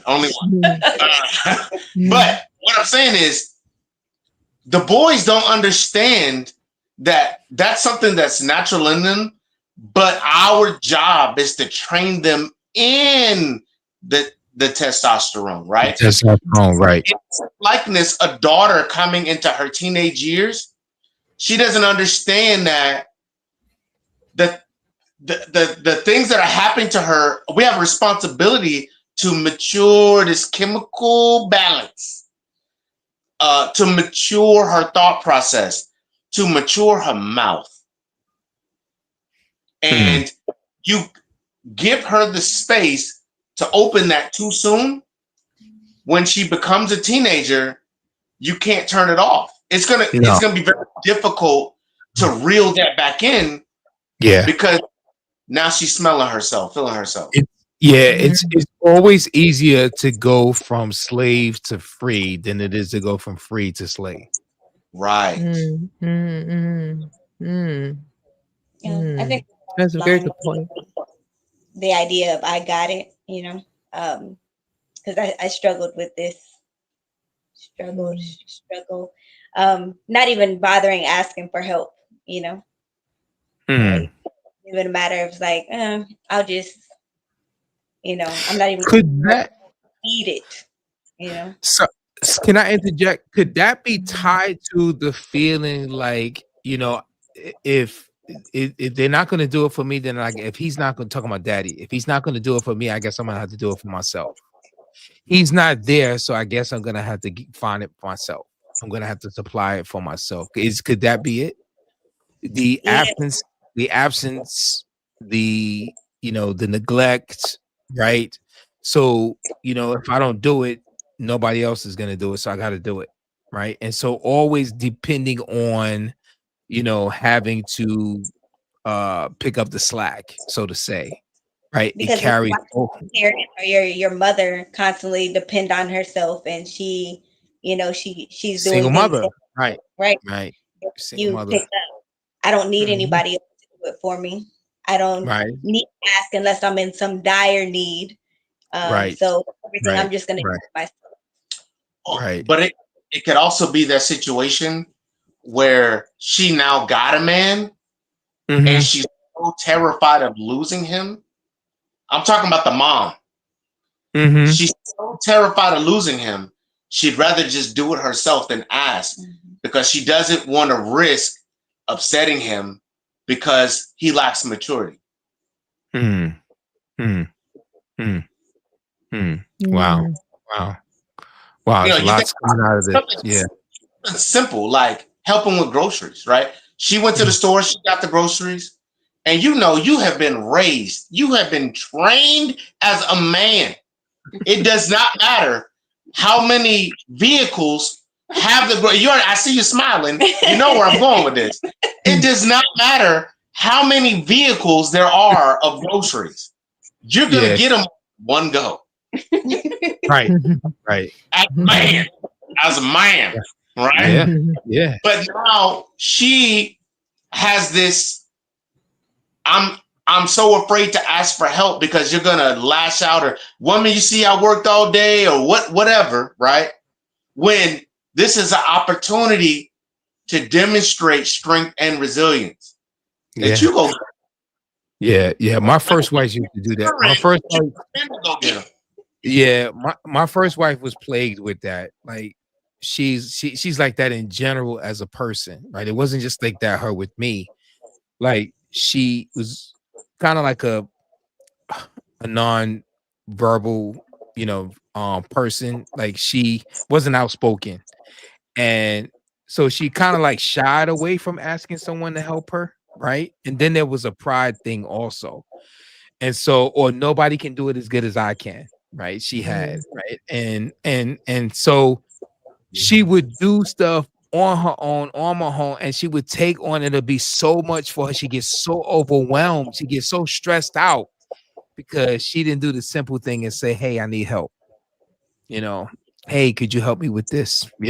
She's just trying to carry the whole load on her, on all them bags, like you said, from the store, just to carry all the bags, rather than just say, hey, I need some help, right? And so, yeah, that's and that I think that can come from, having to depend on yourself as a child, as a little girl. You got to depend on yourself because, nobody's gonna show up. Yeah. In addition to that, the fear aspect could also be, this is my father. I'm him, literally. I'm his flesh. And he didn't love enough to do A, B, C, D. I wasn't valuable enough to do A, B, C, D. And then you live your life settling or allowing people to treat you like you're not valuable and having fear that your ish will look at you the same, that you're not valuable. That you're not valuable. That you will be forgotten, just like your father forgot you. Like your father forgot you. Wow. It's an interesting dynamic how all of this cross and ties and is interconnected, right? Like you really can't separate it. So y'all knows what he was doing when he made fathers and mothers, and how those those relationships with children, particularly daughters, are so important. He knew what he knew what young girls would need. That would prepare them for life. All right, enough said on that. What is a biblical daughter?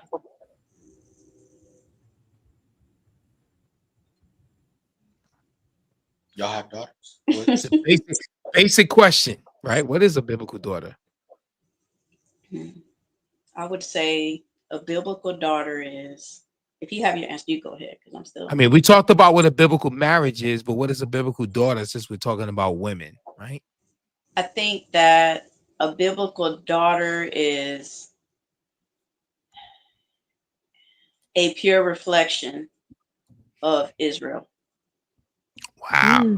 She went there. She went there. That's very deep. No, sister. Yeah. All right. Good. I like that. Yeah. A biblical daughter. Yeah, go ahead.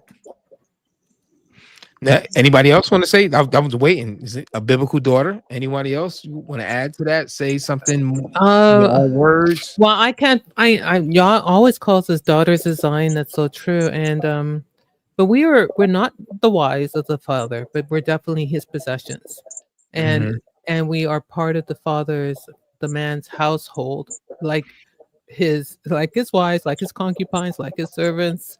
We are meant to enhance his household, his mission. We are workers in his field. Like Rebecca was busy taking care of her father's flocks when she was found. We're busy caring and doing the father's business, and he doesn't have to marry us off. Actually, he could keep us like this. It was up to him, right?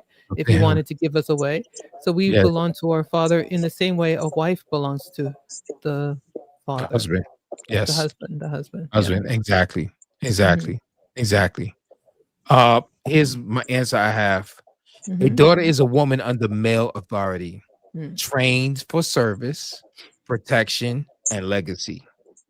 And the scriptures that I have on that is, I'm going to pull them up. is Exodus 20 and 12. And it's first one be honor your father and your mother, that your days may be prolonged in the land which Yahweh your Elohim or Eloah gives you. Right. So a daughter is a woman, a young woman or a young girl, right? Who has this authority over her to honor in a father, right? As you would also honor in a mother, right? She has that authority. And the next passage that I have is Sirach.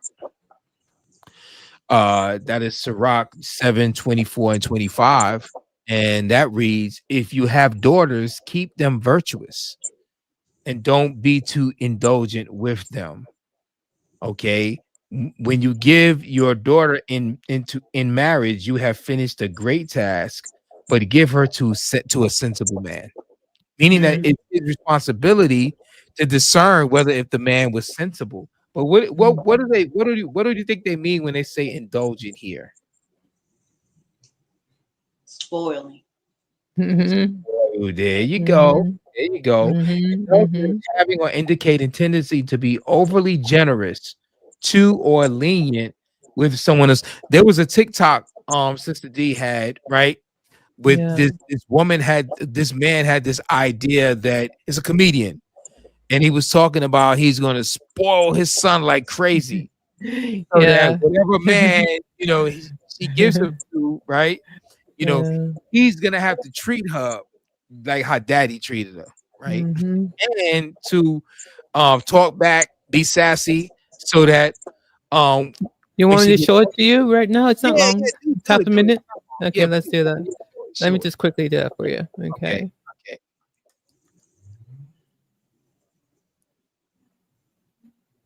All right.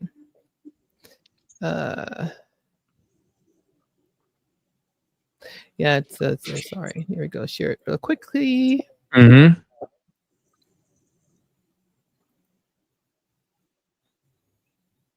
While she's pulling that up, what app are you using for your Sirach? For this rock, that is that's Bible Gateway. Got it. Okay. For those, Brother Michael, yeah, Bible Gateway. I don't know why. Let me X out. Let me X out. Do it. Let me X out and then do it again. Okay. Do it again. So the volume is not showing. When you come out and you go into sharing, there's a switch down at the bottom where you can control where the volume comes in, and then it might be the TikTok video itself. You got to look for the X on the speaker. I see. Okay. Yeah. You see it down at the bottom. Let me put it because you probably can't see it. Yeah, I'm sorry. It was funny, but I guess it's not going with Can't me. get it. Yeah, okay. It's all right. Let's just skip that. Yeah. All right, we'll just skip that. But really the gist of it was basically it was the father's job to really prepare the daughter. Right. We're gonna do one more question and then we can kind of as you're pulling up that question, in the Sirach chapter 7 that you're reading, in the Sefer it reads, have you daughters? Have a care of their body and show not yourself cheerful toward them. Marry your daughter, and so you have performed a weighty matter, but give her to a understanding. Have you a woman after your mind? Forsake her not, but give not yourself over to a light woman. A light woman. Wow. Honor your father with your whole heart, and forsake not the sorrows of your mother. Remember that you were begotten of them, and how can you recompense them the things that they have done for you? What verse is that? What version is that? The Sefer. The Sefer. Okay, good. Wow. I read down to verse 28. Okay, good. Good. That's solid. Yes. All right. So I'm gonna do this last. It's like a two-parter two-part question, and that'll be like the last. Those are like 2 last questions, so we could bring it in. There's definitely a whole lot more banners with this. I'll determine whether if we're gonna do a part 2 or not. If not, we'll probably just go into another topic the next time. All right. Let me just reflect on that. But here's a question about this, because okay, we're getting a lot of information. We discussing a lot of insight. We're talking a lot about scripture, a lot of principles, biblical, right? All of that, right? How they say yada yada yada yada, right? Okay, all right. So that's what we've been doing all night, right? But here's the question, and I think that it's a practical question, right? For anything, what drives anyone to do anything in life is the question. What drives anyone to do anything in life? It's a deep question. If you're going to do anything in life, what's going to give you the drive to do that thing? That push, to do it, right? If you're going to do anything in life. You said discipline? Discipline. Okay. Discipline drives you to do. Okay, I'll rock with that. It's one word that I'm looking for, but I'm gonna see if anybody can get it. Not that discipline isn't, because discipline is key. Necessity. There you go, brother Gary Bear. It's desire, right? Yes, it's definitely necessity, but it's desire. You will not excel in anything in life if you don't desire to. You have to desire it. One thing I know from like sports and stuff like that, if you don't have a desire for winning, you'll settle for losing all the time. You'll make excuses. Oh, that's okay. You can't win them all. Every week you're losing, right? Oh, you can't win them all. You gotta have a desire to win. And people that are successful, like a Michael Jordan, they hate to lose. They hate to lose, right? Michael Jordan was so competitive. Right? He competed at everything, right? Because he hate to lose, right? All right, good. So now it's desire. Women have lost their desires for marriage as they have become lovers of themselves. So women are becoming more narcissistic and don't want to serve. So marriage in and of itself, as we said earlier, is really about servitude. It's about being a servant. Both the man has to be a servant and the woman has to be a servant, right? But being a servant and servitude is something that's shunned and less desirable or considered ignoble, right? Or not, that it's less valued, right? Well, I don't want to do that. I don't want to be that. That's not glorious. Right. So there's this lack of desire to want to take on that role or to do that thing. Like a woman catering to her man is less desired. They want to be catered, and so that becomes the problem. Right? Because it's really about themselves being served. Yeshua says the Son of Man did not come to, here he goes. He says, to come to be served, but rather to serve. He came to serve. Yah created both man and woman to serve. What fuels and drives anyone to be successful in anything in life, and that is desire. What is it that fuels and drives a woman to not only be marriageable material, but to be successful at it? So in order to be successful, go ahead. I'm sorry. Go ahead. I was going to just make this one point. This is one thing that sticks with me from school. The classes I applied myself to, I did well at. The classes I hated, I avoided doing the homework. I avoided doing the reading. I didn't study. I didn't pray. Come on, Ak, you shaking your head like you know what I'm talking about. How you know what I'm talking about, man? But when I was in the military, right, and she know, like, I remember the first year that I tested for promotion.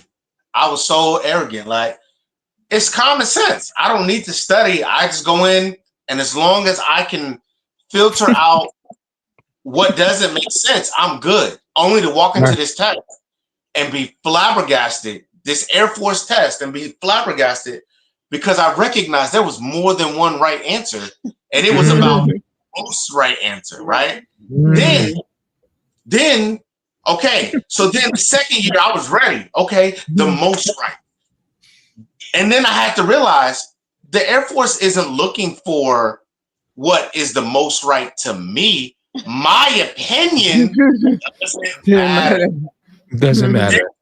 What is the most right for the Air Force?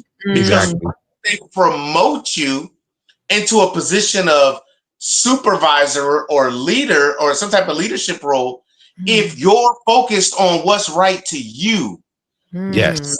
I realized I gotta study, right? And what happened that year? Man, my behind was I was studying like you wouldn't believe. Like that I was studying to make it into the kingdom. I was like, Air Force History 101, and you know, and that year I killed the promotion test. And I learned this is how you do it. That's how you do it.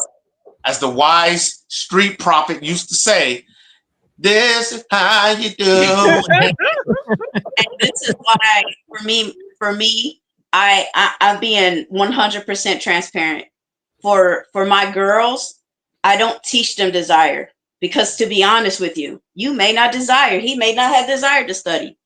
There may have been days I got to the book and I was like, I don't want to. But that doesn't stop when you have discipline. No, that was days. That was days. I was like, discipline will pull you through when you don't desire. You see what I'm saying? It is still though. Like, you know, okay, I can see that. It's more like it's more solid because it ain't based off of how you may feel in the moment. Can I ask you a question?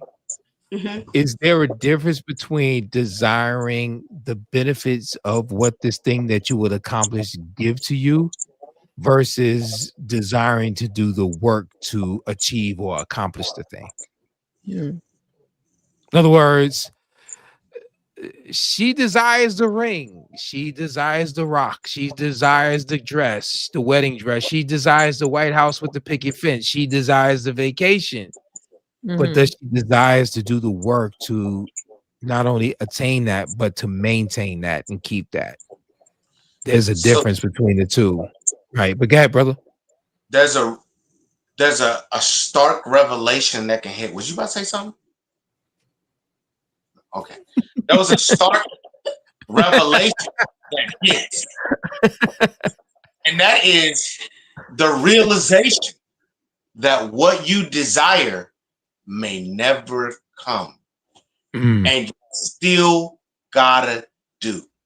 You still gotta do. Yeah. Right. Exactly. Yeah, so true. Yeah. Or on the flip side, you could desire a something but don't necessarily qualify for it. A man can desire the office of a bishop, right? A man can desire the office of a bishop or overseer, right? But there's a list of qualities that Paul lists there in 1 Timothy, the 3rd chapter, right? That he don't meet. He ain't got his house in order, right? He is not above reproach, right? He is blameless, right? He goes down the line. He's not good with money, right? He's full of blame. All of it, like, it's your fault. Yeah, he just doesn't fit it. He just doesn't fit it. So desire alone is not enough, right? So desire will definitely go hand in hand. As you know, she not letting that go. The discipline, Sister Yabini, she not letting that go. So they go hand in hand, right? It's not just about desire, but if at some point you don't really desire, you don't have a desire, there's no way in the world that you're really going to drive. And I think a lot of times women have lost it. Too much today, women have lost desire when it comes to marriage, right? Like right now, we've seen on the video clips, like they're not really desiring to get married, right? They're checking out. And that's sad. When women check out from marriage, that means that that is a very telling of where the society is. Right. Like our foremother, she said it like this to her husband: give me what? give me children Oh, unless she understood that, and that's Ema Rachel. That's what she said to Jacob, to Jacob, right? And Hannah. Yeah. And Hannah. Elkanah. That's right. Yes. That's right. That's right. That's right. That's right. My functional role is to reproduce you. Because we are supposed to be expanding righteousness in the earth. And I want to do my part in that. Right. And that has to be an innate desire, coupled with discipline. It has to be greater than marriage, though, because at that point, it's like I have to desire to please the Most High, because whether it's marriage, whatever it is, I'm going to work towards that. And in the moment that I don't desire marriage, or, I'm struggling or whatever, I'm going to keep still working towards whatever you call me to do, Most High. That's what I'm going to do. If it's to multiply this man, if it's to build this house, if it's to do this, that's what I'm going to do. So it has to be greater than just the institute of marriage. Exactly. Wow. Exactly. I definitely will rock with that. Definitely with maximum effort. With maximum effort. Wow. So what do we say about this topic tonight? We may come back at this. There's a whole lot more slides to go, but there's no way in the world we're going to be able to get to it tonight. This topic is so rich. It's just thank you for the powerful discussion. I'm off to work. I'll watch the rest later. Blessings to you. Blessings. That's Brother Phronesis. I am going to get in contact with you. Have a lot going on the past few weeks, but I do know that I'm supposed to reach out to you, brother in Africa. Yeah, but go ahead. So yeah, what do we say? What do you say about this topic? Why most women will remain single? What we said here tonight. Yes, Sister D. I think it's a multi-layered, not just a one reason. There's many reasons. And we've mentioned so many of them, lots of them. Right. But I think it's up to the woman now to be to humble ourselves and to look within and ask the Father specifically how it pertains to us, and not stop blaming men for it, because I know a lot of sisters say, I'm not single, I'm single because there's no good men out there. There ain't no good men out there, and we don't take any accountability for our honest look in the mirror about who we are.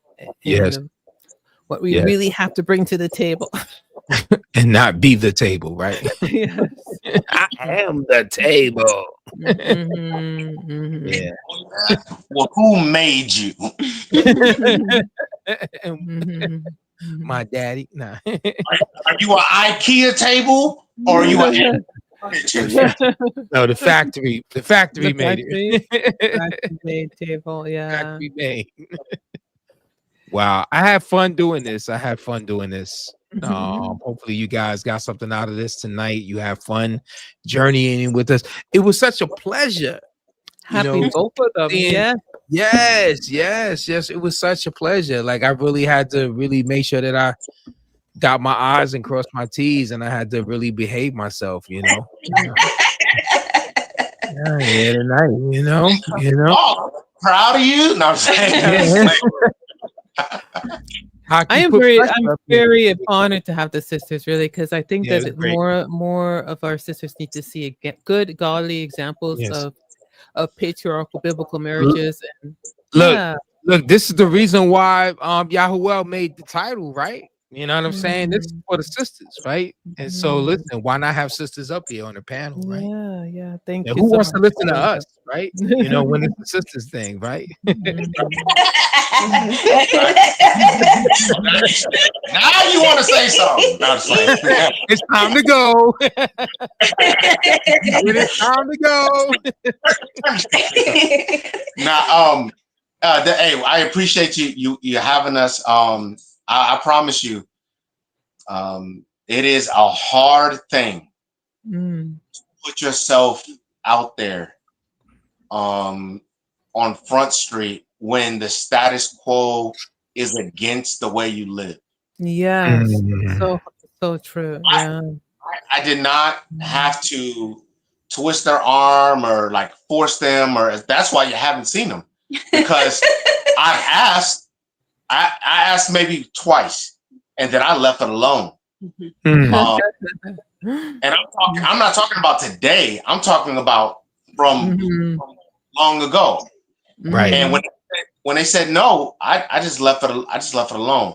But with different people having different platforms, and this is coming up.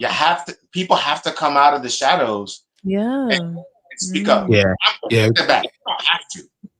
Yeah. Nothing but be whatever color you are and die. Right. I mean, and just know that, as a nation, we are to be a light. It's needed. Right. A nation is, even the children are supposed to be a light. Yes, when people see our children, they should see light. Yes. And so this may not be a permanent thing, but it is definitely a respectable right now thing. And there's another podcast that's coming up, and they're considering being featured on it, but they wanted to honor you first. Absolutely. Oh, does that include Call for Wisdom too? I'm gonna hit you offline, but yeah, because I don't want to put you on the spot. No. But here's I'm so happy for the encouragement. Really love the example that the brothers and his wife are showing. Not many are willing to do this, and it's very powerful. It is. Yes. So, brother, it's not about being afraid. It's about my responsibility as the adult, the master of my house, is to protect my family. Yes, and that's to protect them also against public opinion. What I don't need is people interfering with me building them up, and with their comments and their thoughts and all of that, tearing them down. Because it is harder to lift somebody up once they've been torn down. It is better to keep them lifted, right? And so I commend them for stepping out and being willing to, but wanting to honor you first, because you asked first. Appreciate you. Yeah. So it's not about fear. There's no fear. Perfect love casts that out. We got plenty of love in this house, but there's a time and a season for everything. Yes. And right now is that time and season. It doesn't mean it will last forever, though. No. Yeah. I think for me, my fear is not in what people think, because they'll tell you I have very little concern about that. Very, very, very, very little concern about opinion. That's not my family. Like, naysayers and okay. But for me, it's the fear of like how I represent my L and how I represent him. That's right. And me being prepared to handle, the naysayers and appropriately addressing issues appropriately. Right. I walk in fear and tremble being before anybody talking about anything, because I know I'm going to be held accountable for everything that comes out of my mouth. Yeah. That's the fear. It's the fear of my L. That's it. Wow. It's powerful. Wow. That's powerful. Y'all gonna make me tear.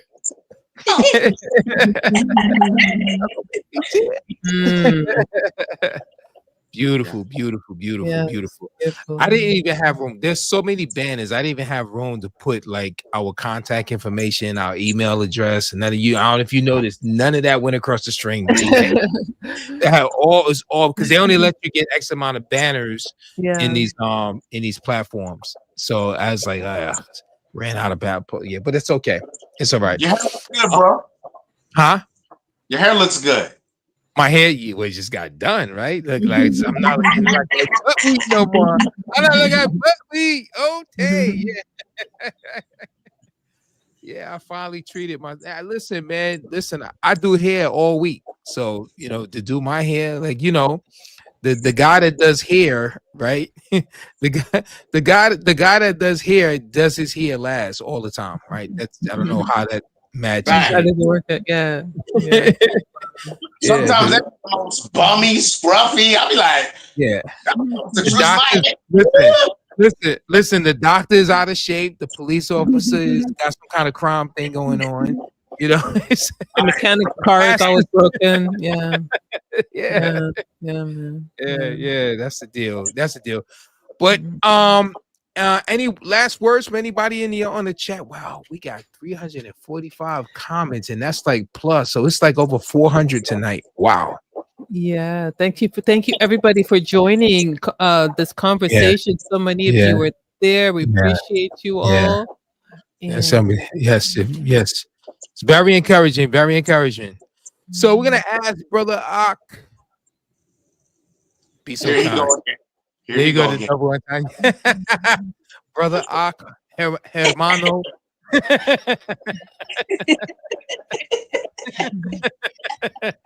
Brother Ak, hermano.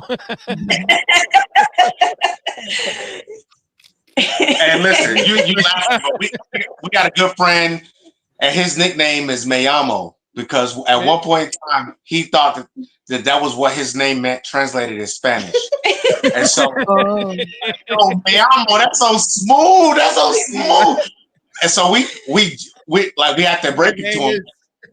No, silly. It means your name. My name is name.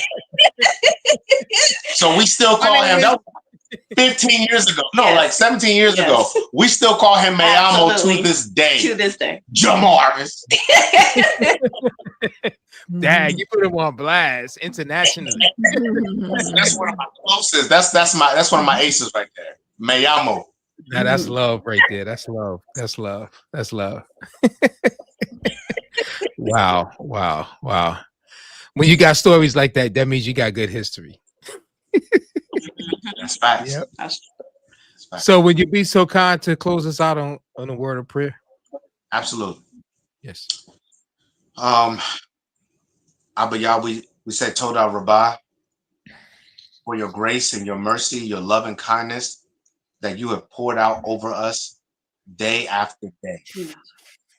We are grateful for the music that you provide to inspire our growth, to inspire just sonically that music that brings shalom and peace. Even if it's something like the intro to a podcast, we say Toda Rabbah.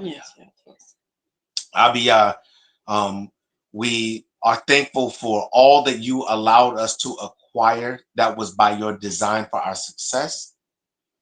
And we ask in this very hour that you be with the Banot Zion, the daughters of Zion, that you shape them, that you mold them to be amazing daughters, Banot, that you shape them and mold them to be amazing wives, and ultimately accurate reflections of what you've designed Israel to be. I ask that you prepare men for the calling of being husbands and fathers, that they do so with your daughters accurately, that they are designed with the appropriate amount of patience, that they are designed to not even have divorce as a consideration, but that they work and navigate through your instruction to be able to always find the answer, and then to provide it and work it into the soil that they've been provided. I ask that if your sons, Abiyah, are attached to wicked women that are not your daughters, that you do what's necessary and that you heal them, these men, and that if provided the opportunity, that you give them what they need to be excellent husbands and fathers to righteous women, and that they not move in fear, but move in soundness and accuracy.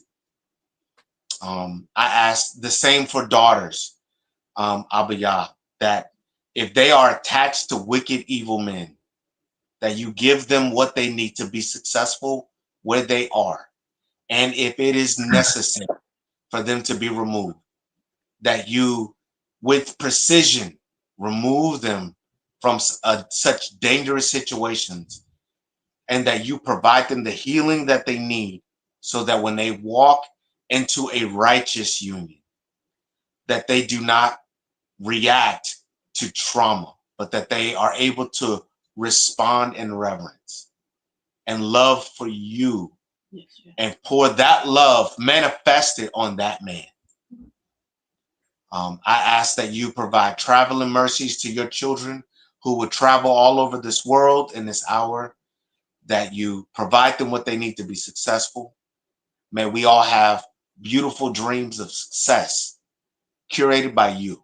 Yes. We ask all these things in Hashem Yehoshua, in the name of your son, in the name of Abiyah. Hallelujah. Hallelujah. Hallelujah. Hallelujah. Hallelujah. Yes. Ooh, look at that. Bible in your hand, mind locked in place. Truth on the mic, this is food for your faith. We don't chase hype, just the Father we serve. And every episode hits you right in the words, step by step. Yeah, we walk in the light, breaking down darkness with truth so bright. That was a So relax, lean in, let the message be heard. This is Mike Allen, digging in the word. Oh yeah. Turn it up, bro. That's as high as it goes. That's the platform. Bro, you can hear me pouring right now. Like, golly. Fade with ad-libs. Yeah. Keep digging. Keep growing. Stay in the truth. Very good.